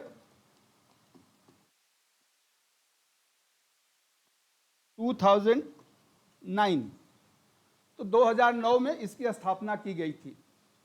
it was established in year 2009, यानी एनएसडीसी की स्थापना 2009 में किया गया था। और इसका मुख्य उद्देश्य यही था कि प्राइवेट इंडस्ट्रीज को इस स्किलिंग की प्रक्रिया में, यानी कौशल विकास की प्रक्रिया में सम्मिलित करें, जिससे कि हम 2020 तक 150 मिलियन 150 मिलियन कितने लाख हो जाएगा?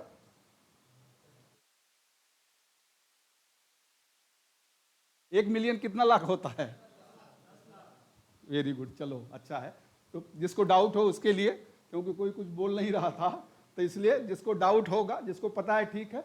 तो 1 मिलियन 10 लाख का होता है, तो एक शून्य बढ़ा दें आप, तो 150 मिलियन है इंटू 10 लाख, तो उतने लाख को ट्रेनिंग देना था। 1500 लाख, वेरी गुड। तो 1500 लाख को ट्रेनिंग देने का लक्ष्य था। ठीक है, कितना लक्ष्य उतना तो नहीं प्राप्त हुआ, बट फिर भी 70-80% प्राप्त हो गया। बट नंबर तो प्राप्त हो गया, बट क्या एक्चुअल स्किल मिला कि नहीं, उसकी एनालिसिस अभी बाकी है। चले आगे, ये हमारा आज का मैटर वो नहीं है। तो ये एक प्राइवेट ऑर्गेनाइजेशन था, प्राइवेट एंटिटी थी, यानी इट वर्क्स अंडर 2009 के बाद ही गवर्नमेंट ने ये सोचा, और इसे उसी समय से एक टर्म आया पीपीपी। पीपीपी का मतलब, very good, public private partnership. Public private partnership.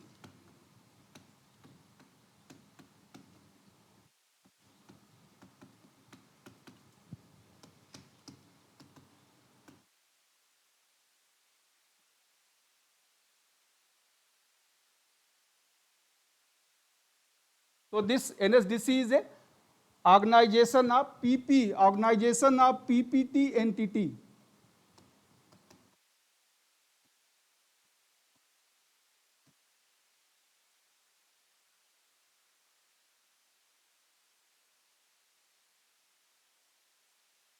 यानी एनएसडीसी का पीपीपी अस्तित्व है, एंटिटी यानी अस्तित्व। एक तरह से पब्लिक प्राइवेट, पब्लिक यानी गवर्नमेंट जिसे आप कहें, और प्राइवेट यानी व्यक्तिगत, सार्वजनिक और व्यक्तिगत सहभागिता। सार्वजनिक और व्यक्तिगत सहभागिता का एक अस्तित्व एनएसडीसी है। और इसमें इसका जो टोटल आप कहें, जो इसकी वैल्यूज है 100 में से 51% विद द एनएसडीसी, यानी इसका जो पार्टिसिपेशन होता है 51% with the NSDC and 49% with the government. यानी जो भी फंडिंग और कुछ है, गवर्नमेंट 49% देती है, और ये प्राइवेट सोर्सेज से जो भी अपने होते हैं, कुछ फीस लेते हैं, या कुछ दूसरी इंडस्ट्रीज हैं, दूसरी जगहों से डोनेशंस आते हैं इनको, तो ये है 51 और 49%। टोटल एनएसडीसी में 13 डायरेक्टर्स हैं, डिफरेंट इनके डिपार्टमेंट्स हैं, उस पर हम उतने डिटेल्स जरूरत भी नहीं पड़ेगी आपको, बट डिफरेंट इनके जो प्रोग्राम्स चलते रहते हैं उनके अलग अलग इन्होंने सीईओ या हेड बना रखा है। तो उसके 13 डायरेक्टर्स हैं, out of 13 4 from the government.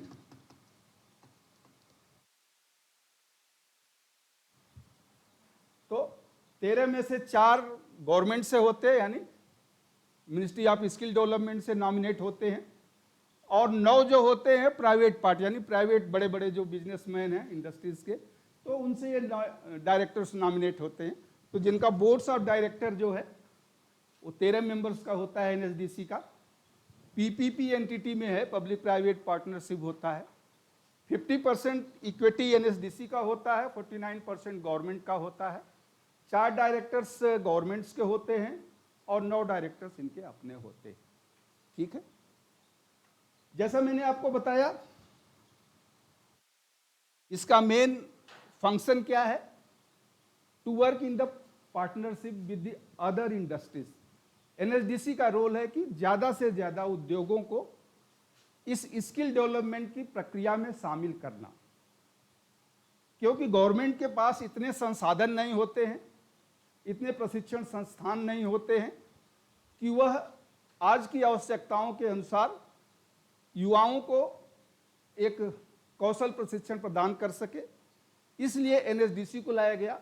और एनएसडीसी क्या करता है, ज़्यादा से ज़्यादा उद्योगों को इस प्रशिक्षण कार्यक्रम में शामिल करता है।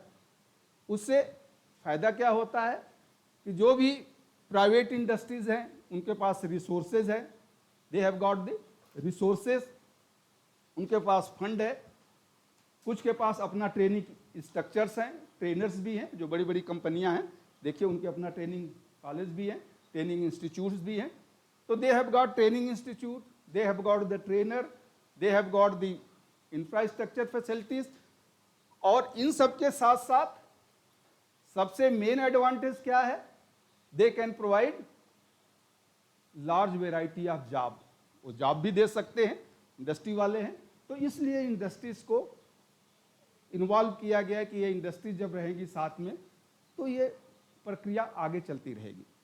अब एनएसडीसी इनको फंड देता है कुछ, NSDC different skill development SDI,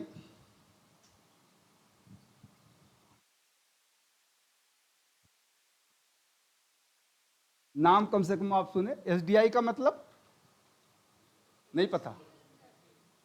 हाँ बोलिए। स्किल डेवलपमेंट इनिशिएटिव, ये सब कोई सेमिनार अगर कहीं होगा तो ये सब शब्द आपको सुनने को मिलेंगे। Skill development initiative,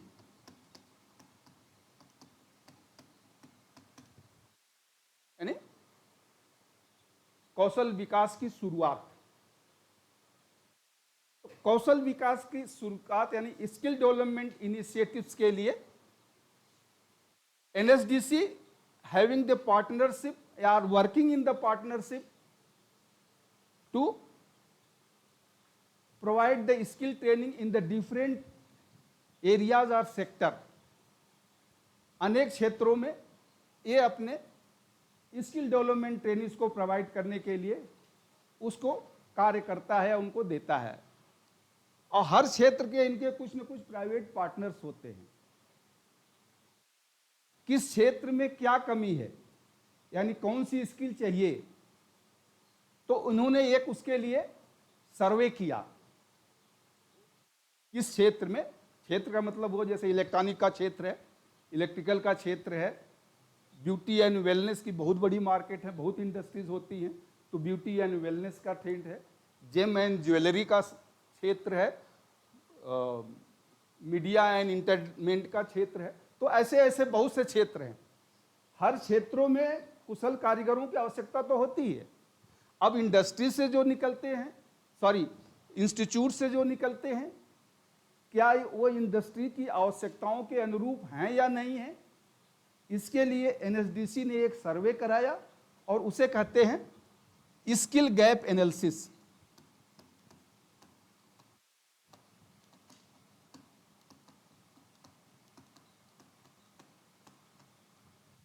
skill gap यानी कौशल में जो कमी है, कौशल में कमी का आकलन करना, कौशल में कमी का आकलन करना, यानी उद्योग को किसी भी क्षेत्र के उद्योग को, किसी भी क्षेत्र के उद्योग में जो कुशल कर्मी काम कर रहा है उसके कुशलता का मापन क्या होना चाहिए, कितना कुशल होना चाहिए, जिससे कि वह सुगमतापूर्वक उस कार्य को कर सके, समय के साथ कर सके।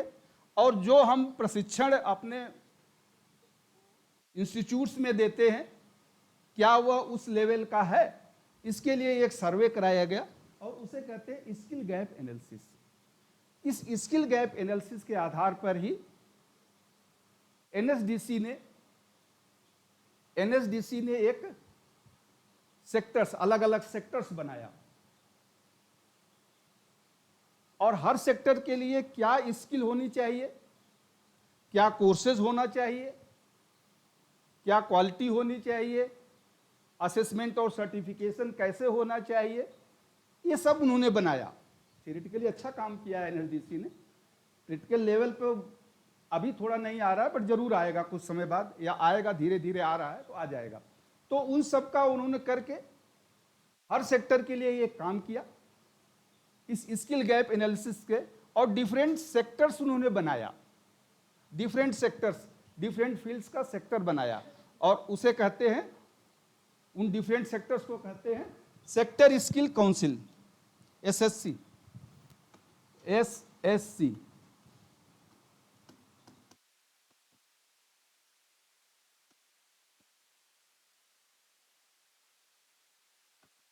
तो ये सेक्टर स्किल काउंसिल NSDC के अंदर अब काम करता है, डिफरेंट सेक्टर्स के होते हैं sector skill council, sector skill council, जो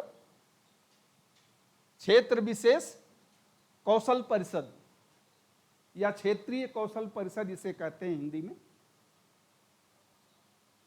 आज के परिवेश में नियर अबाउट 40 हैं, 40 सेक्टर स्किल काउंसिल्स हैं, और उस सेक्टर का NSDC इन्हें मॉनिटर करता है। NSDC का जैसा मैंने बताया, वो जो उनके ग्रुप ऑफ डायरेक्टर्स हैं 13, वो सब इन 40 सेक्टर्स को मॉनिटर्स करते हैं, और ये सेक्टर्स, जो भी सेक्टर स्किल काउंसिल होगी, वो कोई न कोई इंडस्ट्री है, बड़ी इंडस्ट्री, और कोई नहीं। All the sector skill council का जो हेड है वो किसी न किसी बड़ी इंडस्ट्री का मालिक होगा, और उस सेक्टर की क्या कमियां हैं, क्या स्किल चाहिए, किस तरह की ट्रेनिंग होनी चाहिए, क्या जॉब रिक्वायरमेंट है, जॉब रोल्स क्या होंगे, क्या परफॉर्मेंस रिक्वायरमेंट है, यानी परफॉर्मेंस क्राइटेरिया। काफ़ी वर्ड्स हैं इसमें NSDC के, मैं वो अभी नहीं, हमारा एक जब आएगा लर्निंग आउटकम और NSQF चैप्टर 12, तो वहाँ मैं आपको डिटेल में बताऊंगा। तो ये सब वर्ड्स NSDC के हैं जो पहले हम यहाँ नहीं सुनते थे, बट अब धीरे धीरे पॉपुलर है, जैसे job role, performance criteria, assessment criteria, और national occupational standards, qualification packs. तो ये सब स्किल रिलेटेड हर सेक्टर्स के हैं, और हर सेक्टर्स का क्या रिक्वायरमेंट, अगर एक स्पेसिफिक जॉब है, जैसे इलेक्ट्रॉनिक ट्रेड है आपका ITI का 2 साल का, 2 साल में आप करते हैं, लेकिन इसी इलेक्ट्रॉनिक सेक्टर्स को जब इंडस्ट्री में गया इलेक्ट्रॉनिक सेक्टर्स में, तो उन्होंने कम से कम 10 या 15 जॉब रोल इसमें बना दिया, और हर एक जॉब रोल, यानी जो आपको 2 साल में सब सिखाया जाता है कि ये होम अप्लायंसेस हैं, ये PLC है, ये ऑटोमेशन के इक्विपमेंट्स हैं, ये एम्पलीफायर है, ये रेक्टिफायर है, और ये सब उसमें इंक्लूड है। उनका सबका अलग अलग जॉब रोल है, कि जो एम्पलीफायर पर काम करेगा वो केवल उसका स्पेशलिस्ट होगा, और उसको 2 हफ्ते या 3 हफ्ते या 1 महीने की ट्रेनिंग देके उसका असेसमेंट करके, यानी he is fit for that job role, वो एक उनका जॉब रोल हो गया। उस जॉब रोल का एक परफॉर्मेंस क्राइटेरिया होगा, उसका एक क्वालिफिकेशन स्टैंडर्ड होगा, उसका टेस्टिंग और सर्टिफिकेशन होगा, उसका एक कुरिकुलम भी बना दिया उन्होंने कि एक कुरिकुलम होगा, सब स्टैंडर्ड्स हैं, और उस कुरिकुलम को NCVT से अप्रूव करके NSQF अलाइन भी कर देते हैं, यानी उसको मान्यता भी प्राप्त हो जाती है। अब अगर उन्हें जब किसी को रखना है तो उस जॉब रोल के लिए वही रखेंगे। एक इलेक्ट्रॉनिक्स का ITI वाला ठीक है बंदा, इलेक्ट्रॉनिक अगर ITI में किया है, लेकिन उन्हें ज़रूरत है इस जॉब रोल की, कहेंगे भाई 2 हफ्ते की आप ट्रेनिंग करो, कि आप केवल एम्पलीफायर पर काम करेंगे, आप रेक्टिफायर पर काम करेंगे, आप PLC पे काम करेंगे, आप होम अप्लायंसेस पे काम करेंगे। तो ये उनके जॉब रोल्स हो गए।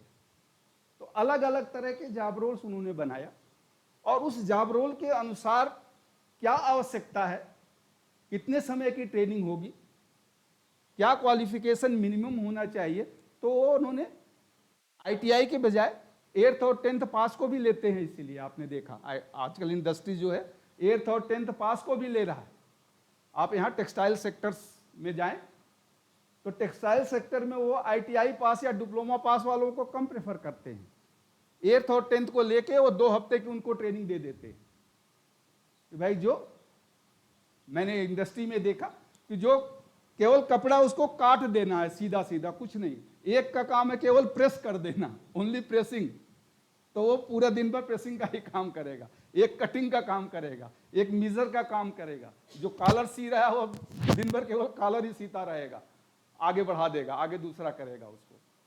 तो इंडस्ट्रीज का अपना रिक्वायरमेंट है, और इंस्टीट्यूट का जो ट्रेनिंग प्रोसेस होता है वो टाइम बेस्ड होता है, 6 महीने, साल भर, 2 साल, 1 साल का होता है, जबकि उनको तो ज़्यादा चाहिए। तो इसलिए मैं कह रहा था कि ये सेक्टर स्किल काउंसिल्स एनएसडीसी के द्वारा बना। एनएसडीसी का मेन फंक्शंस क्या है? टाइम वो तो नहीं गया, अभी है टाइम ना? हाँ अभी तो कोई वजह नहीं। आज तो मैं सोच रहा था कि एनएसक्यूएफ तक खत्म कर दूंगा, लेकिन चलिए जितना है। मेन फंक्शन इसका क्या है? अरे एनएसडीसी का बस देख लें।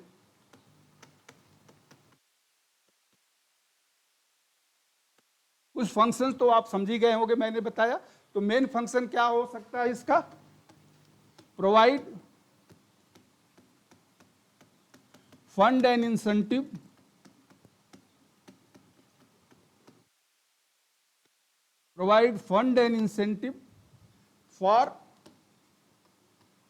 for various skill training of SSC।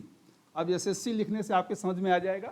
Provide fund and incentive for various skill training of SSC। Main काम एनएसडीसी का यही है कि वो एसएससी, यानी एसएससी को एसएससी आप लिखें, या क्षेत्रीय कौशल परिषद बड़ा होगा तो आप एसएससी हिंदी में भी लिखें। तो एसएससी में चलने वाले प्रशिक्षण के लिए फंड और सहायता, यानी फंड और सहायता देता है। फंड कहेंगे आर्थिक सहायता, और फंड एनएसडीसी प्रदान करता है। अब हाँ फिर मैं बोलता हूं, एसएससी में चलने वाले प्रशिक्षण के लिए, एसएससी में चलने वाले प्रशिक्षण के लिए एनएसडीसी फंड और सहायता राशि देता है। एनएसडीसी फंड और सहायता राशि देता है। ठीक है, मिटा दें इसको? हाँ, क्योंकि नीचे लिखने से फिर दिखाई नहीं देता आप लोगों को, इसलिए बिल्कुल। प्रोवाइड सर्विस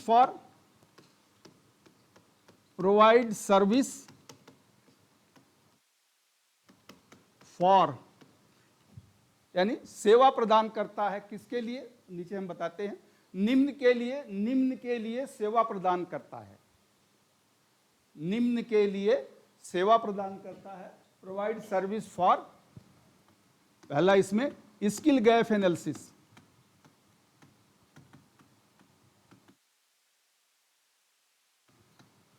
तो किसी भी सेक्टर का ऐसे ही कोई कोर्स नहीं शुरू हो जाता है, पहले उसकी वो स्किल गैप करते हैं कि भाई क्या कमी है, किस तरह का स्किल चाहिए। तो provide service for skill gap analysis, यानी कौशल में कमी का आकलन करने के लिए सेवा प्रदान करता है। एनएसडीसी कहता है कि इसका आप स्किल गैप कराओ, तो जो भी इसमें कमी है। दूसरा, रिक्वायरमेंट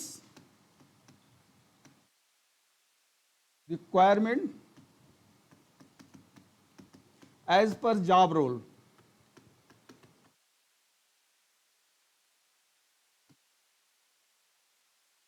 अब जॉब रोल यहां ज्यादा डिस्कस हम नहीं करेंगे, बट किसी भी कार्य के लिए क्या जरूरत है, यानी किसी कार्य के लिए किस दक्षता की आवश्यकता है, किसी कार्य के लिए किस कौशल या दक्षता की आवश्यकता है।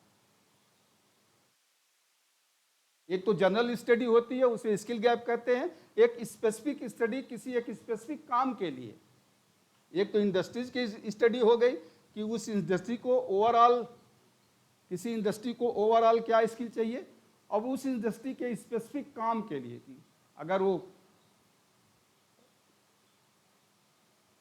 ऑसिलेटर्स पर काम करेगा या रेक्टिफायर पर काम करेगा या वॉशिंग मशीन पे काम करेगा, तो उसके जॉब रोल उसे कहते हैं। तो उस जॉब रोल की क्या आवश्यकता है, उसके लिए भी एक सर्विस देता है। एंड टीओटी, टीओटी का मतलब training of trainer, training of trainer.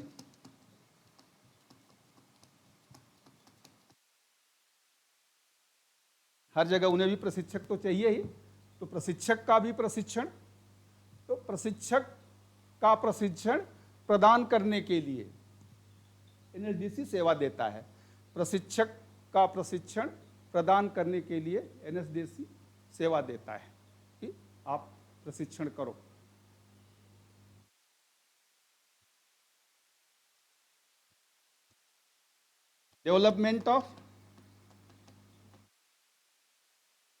Development of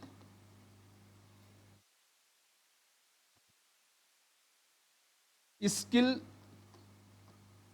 excellent centre,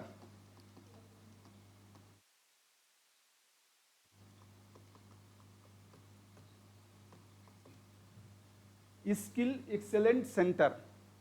आपने देखा होगा स्किल एक्सेलेंट सेंटर जगह जगह खुले हैं, तो क्या है हम बताएंगे आपको। तो development of skill excellent centre यानी कौशल उत्कृष्टता केंद्र, कौशल उत्कृष्टता केंद्र, या आप स्किल एक्सेलेंट सेंटर, दोनों में से जो आपको लगे।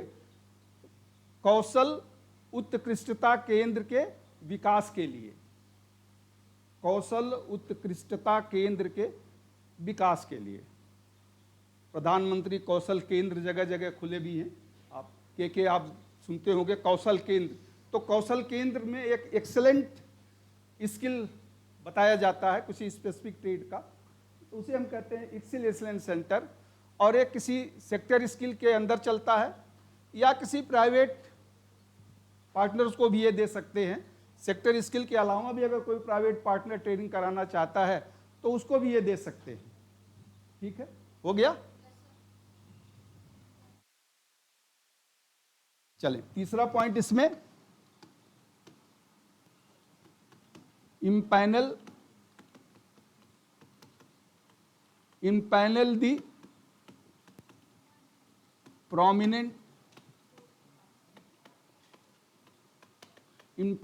prominent training provider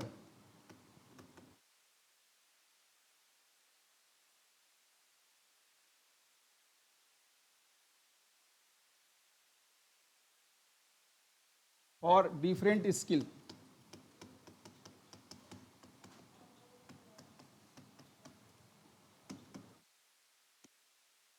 चलो जब टाइम हो जाए तो बता देना आपका। तो empanel the prominent training providers for different skill, अनेक कौशल के लिए प्रमुख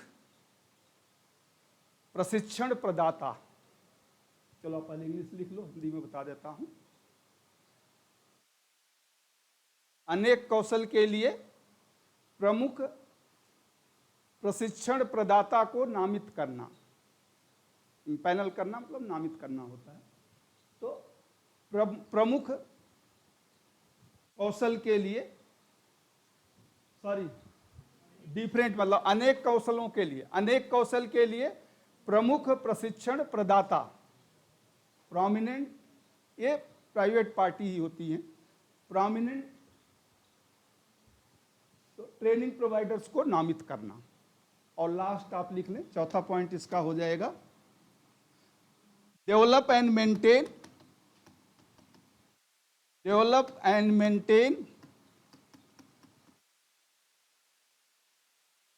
सस्टेनेबल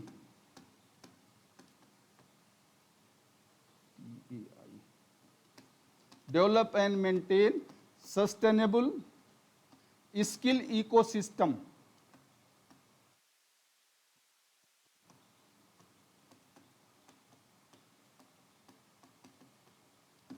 इकोसिस्टम भी शब्द आप अक्सर सुनते होंगे लोग जहां मीटिंग होती है। तो डेवलप एंड मेंटेन, एम है ये, MAIN, develop and maintain sustainable skill ecosystem.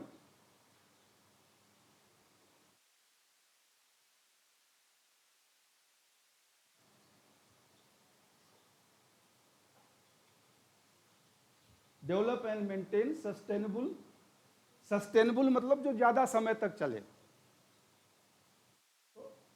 Hindi में आप इसको लिख लें, दीर्घकालीन, दीर्घकालीन संरक्षित, दीर्घकालीन संरक्षित कौशल परिवेश, दीर्घकालीन संरक्षित कौशल परिवेश का विकास और रखरखाव, दीर्घकालीन संरक्षित कौशल परिवेश का विकास और रखरखाव, रखरखाव मतलब बनाए रखना, विकास और उसे बनाए रखना। तो ये मेन 4 कार्य एनएसडीसी का है, जो सेक्टर स्किल काउंसिल के थ्रू ही वो कराता है, क्योंकि ये तो मेन बॉडी है।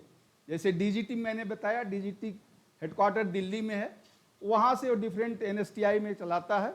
उसी तरह से एनएसडीसी का हेडक्वार्टर भी दिल्ली में है।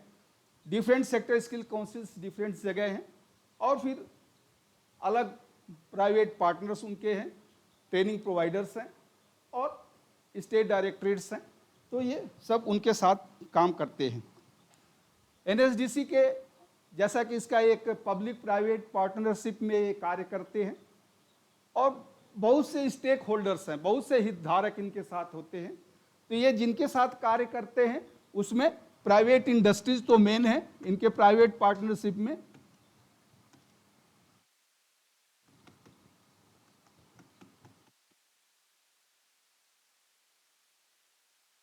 प्राइवेट इंडस्ट्रीज इनके साथ मेन है, और दूसरा ministry of central government,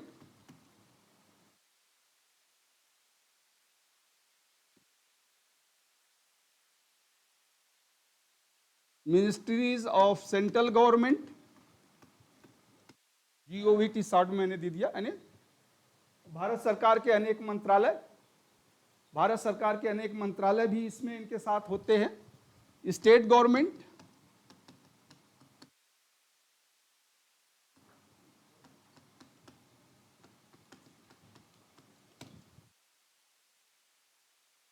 higher secondary school,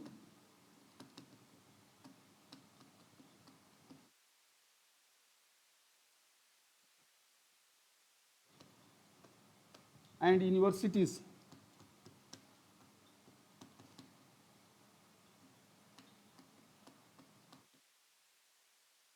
almost 21 universities, 21 university के साथ इनका कोलैबोरेशन है एनएसडीसी का।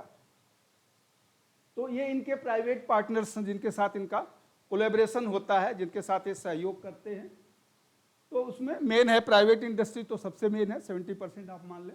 Ministries of central government, different central government के मिनिस्ट्रीज में जो भारत सरकार की जो अलग अलग हैं, जैसे आप स्किल डेवलपमेंट मिनिस्ट्री में तो स्किल के कोर्सेज चलते हैं, बट ये स्किल के कोर्सेज और मिनिस्ट्री में भी चलते हैं, जैसे रूरल डेवलपमेंट्स हैं, DDU GKY जो प्रोग्राम्स आप देखते हैं, जगह जगह बोर्ड भी लगा होगा, दीनदयाल उपाध्याय ग्रामीण कौशल योजना, DDU GKY, तो वो मिनिस्ट्री ऑफ स्किल डेवलपमेंट का नहीं है, मिनिस्ट्री ऑफ रूरल डेवलपमेंट का है। इसे समर्थ, हुनर योजना, ये किस मिनिस्ट्री का है? माइनॉरिटी मिनिस्ट्री का है, अल्पसंख्यक मंत्रालय का है। तो अलग अलग मंत्रालयों में भी अलग अलग तरह के स्किल डेवलपमेंट के कोर्सेज चलते हैं, तो इसलिए एनएसडीसी उनसे भी कोऑर्डिनेट करता है।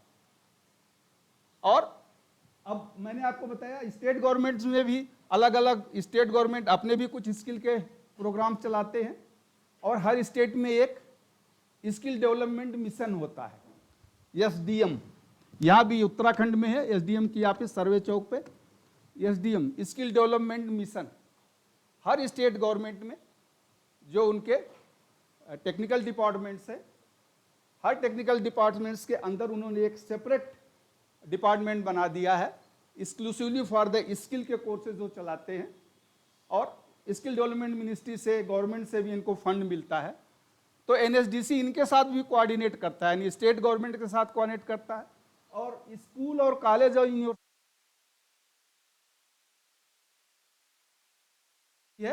अपने कोर्सेज को एनएसक्यूएफ के अनुसार अलाइन करने के लिए, जैसे मैंने कहा ना कि जो भी कोर्स होगा उसको एनएसक्यूएफ में एक सेट पैटर्न के अनुसार अलाइन करना होता है।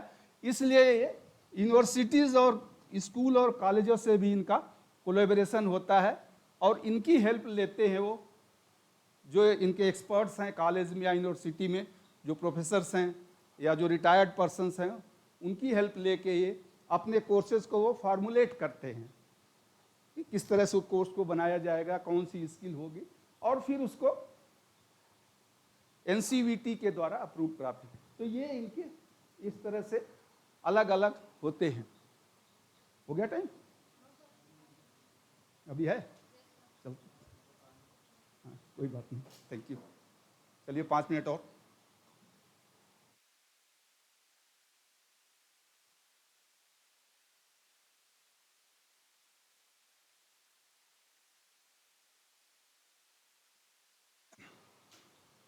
सेक्टर स्किल काउंसिल में अगले क्लास में शुरू करूंगा।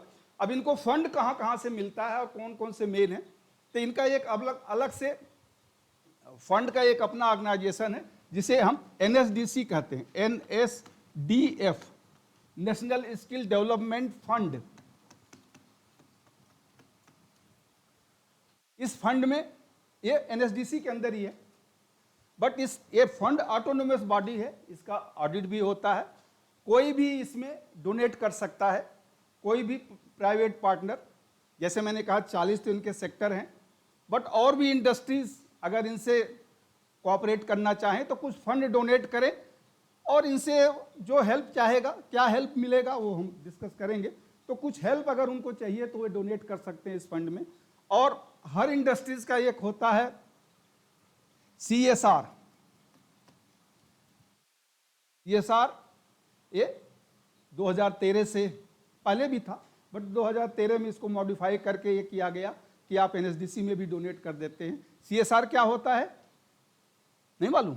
सभी इंडस्ट्रीज को कुछ टैक्स देना पड़ता है, सभी को टैक्स देना पड़ता है, लेकिन गवर्नमेंट ने ये कहा कि आप किसी ऑर्गेनाइजेशन को, किसी संस्था को या किसी चैरिटेबल ऑर्गेनाइजेशंस को, किसी अनाथालय को या ऐसे संस्थाओं को जो भी आप फंड देते हैं, आपने सुना होगा कि बड़े बड़े टाटा हैं या फिर वो अंबानी है, ये इस संस्था को 1 करोड़ दे दिया, उसको 5 करोड़ दे दिया, तो अगर आप उनको फंड देते हैं तो उतना आपको टैक्स में रिबेट मिल जाती है।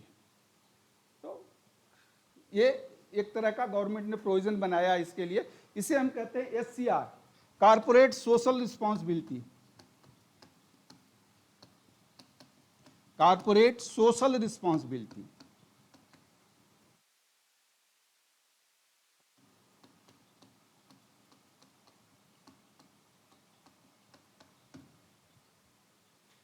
कॉर्पोरेट सोशल रिस्पॉन्सिबिलिटी के अंतर्गत यानी जो भी कॉर्पोरेट यानी इंडस्ट्रीज हैं, जो भी कॉर्पोरेट हैं, उनका एक सामाजिक दायित्व तो होता है कि समाज में वो कहीं न कहीं किसी न किसी संस्थान को, किसी न किसी अनाथालय को, किसी ट्रस्ट को या किसी धार्मिक स्थान को वो डोनेट कर सकते हैं, और वो जो डोनेट करेंगे उसमें उनको टैक्स में रिबेट मिलेगी।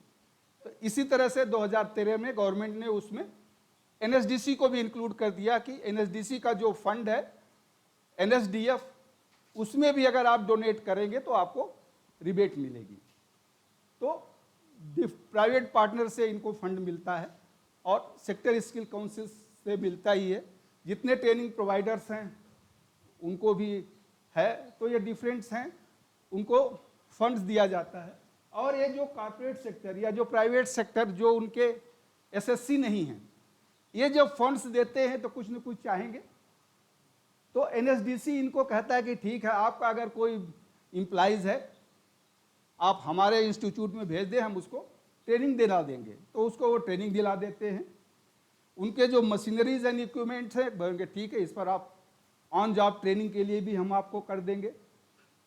और अगर वो कोई नया प्रोजेक्ट चलाना चाहते हैं तो एक एग्रीमेंट साइन करके मिनिमम कास्ट के ऊपर उसमें NSDC भी होगा, NSDF भी होगा और वो इंडस्ट्री होगी। एक ट्राईपार्टाइट एग्रीमेंट यानी 3 लोगों के बीच में एक एग्रीमेंट करके आप अपना कोई प्रोजेक्ट हमारी सहायता से चलाना चाहते हैं तो हम आपको हेल्प करेंगे, यानी NSDC उनको भी हेल्प करता है। और ब्रांडिंग ऑफ द प्रोजेक्ट, तो NSDC के जितने भी ट्रेनिंग प्रोवाइडर्स हैं, सेंटर्स हैं, उनके थ्रू उनको ब्रांडिंग भी करता है, उनके थ्रू उनको वो ब्रांडिंग करता है। एनएसडीसी जो है सेंटर ऑफ एक्सलेंस के लिए भी फंड देता है, या दूसरे भी संस्थाएं या ट्रेनिंग प्रोवाइडर्स जो सेंटर ऑफ एक्सलेंस खोलना चाहें तो वो एनएसडीसी से कांटेक्ट करके, एनएसडीसी उनके साथ कोलैबोरेट करता है, लेकिन यहाँ पर उन्हें कुछ न कुछ फंड एनएसडीएफ को देना पड़ेगा। जो सेंटर ऑफ एक्सलेंस खोलना चाहता है वो कुछ न कुछ कोऑपरेट करे एनएसडीसी के साथ, और फिर उससे कहीं कहीं पर ऐसा भी है कि जिसके पास लैंड्स हैं, एक्स्ट्रा इंफ्रास्ट्रक्चर्स है, वो भी एनएसडीसी को डोनेट कर सकता है, जहाँ पर एनएसडीसी अपना कुछ ट्रेनिंग सेंटर या ट्रेनिंग प्रोवाइडर्स के रूप में वहाँ पर अपने काम कर सकता है। ठीक है, तो ये एक शॉर्ट में मैंने आपको एनएसडीसी के बहुत से कोर्सेज अभी चलते हैं, जैसे PMKY 1, 2, 3, अभी 4 आ गया PMKY, और जितने भी कौशल केंद्र हैं एनएसडीसी के अंदर ही चलते हैं। जितने आपके समर्थ के कोर्सेज चल रहे हैं एनएसडीसी में चलते हैं। संकल्प के जो कोर्सेज हैं सब एनएसडीसी में, आप गूगल में सर्च करें मिल जाएगा आपको। और प्रधानमंत्री युवा कोर्सेज कुछ है उस पर, हाँ वो भी इंटरप्रेन्योरशिप आएंगे हम, इंटरप्रेन्योरशिप में वो कोर्सेज चलते हैं, तो इंटरप्रेन्योरशिप के अंतर्गत भी वो कोर्सेज चलते हैं। जैसे DDGU-JKY मैंने बताया, ये भी एनएसडीसी इसमें भी कोर्सेज चलाते हैं। अभी जैसे रूरल डेवलपमेंट्स में एक कैप्टिव प्रोग्राम भी आया है। इंडस्ट्रीज, जिस इंडस्ट्रीज के पास इंफ्रास्ट्रक्चर है, चाहे वो भले एनएसडीसी का मेंबर ना हो, सेक्टर स्किल काउंसिल का मेंबर ना हो, वो डायरेक्ट एनएसडीसी से कांटेक्ट करके और वो अपने इंडस्ट्री में उस कोर्स को चला सकता है। लेकिन उसमें एक ही उन्होंने क्राइटेरिया रखा है कि जितने लोगों को आप ट्रेनिंग देंगे उसमें कम से कम 70% को आपको एम्प्लॉयमेंट देना होगा। और यहाँ पे जो भी इंफ्रास्ट्रक्चर जो कुछ है वो आप अपना डेवलप करेंगे। हाँ, जो आप ट्रेनिंग देंगे उसके लिए एनएसडीसी आपको फंड देगा, वो थ्रो रूरल डेवलपमेंट की तरफ है। कैप्टिव प्रोग्राम, ऐसे बहुत से प्रोग्राम्स हैं, डिस्कस करेंगे तो घंटों चलेगा। अब आपका लगता है टाइम हो गया, सबके चेहरे से लग रहा है यार भूख है, अब बंद करो। सबका चेहरा बता रहा है कि भूख लग रही भाई, अब बंद करो, बहुत हो गया। तो ठीक है, तो एनएसडीसी का और अब आप गूगल पर सर्च करके देख लें। इसमें एक रह गया सेक्टर स्किल काउंसिल, तो अगले क्लास में हम सेक्टर स्किल काउंसिल बताएंगे आपको, और फिर थोड़ा सा शॉर्ट डिस्क्रिप्शन NSQF का मैं बताऊंगा, नेशनल स्किल क्वालिफिकेशन फ्रेमवर्क, और उसके बाद different courses conducted by the DGT। अब इतना भी आपका इस चैप्टर में रह गया, लगता है 2 दिन लगेगा अभी। Okay please, thank you. हम तो सोचते थे आज खत्म हो जाएगा, बट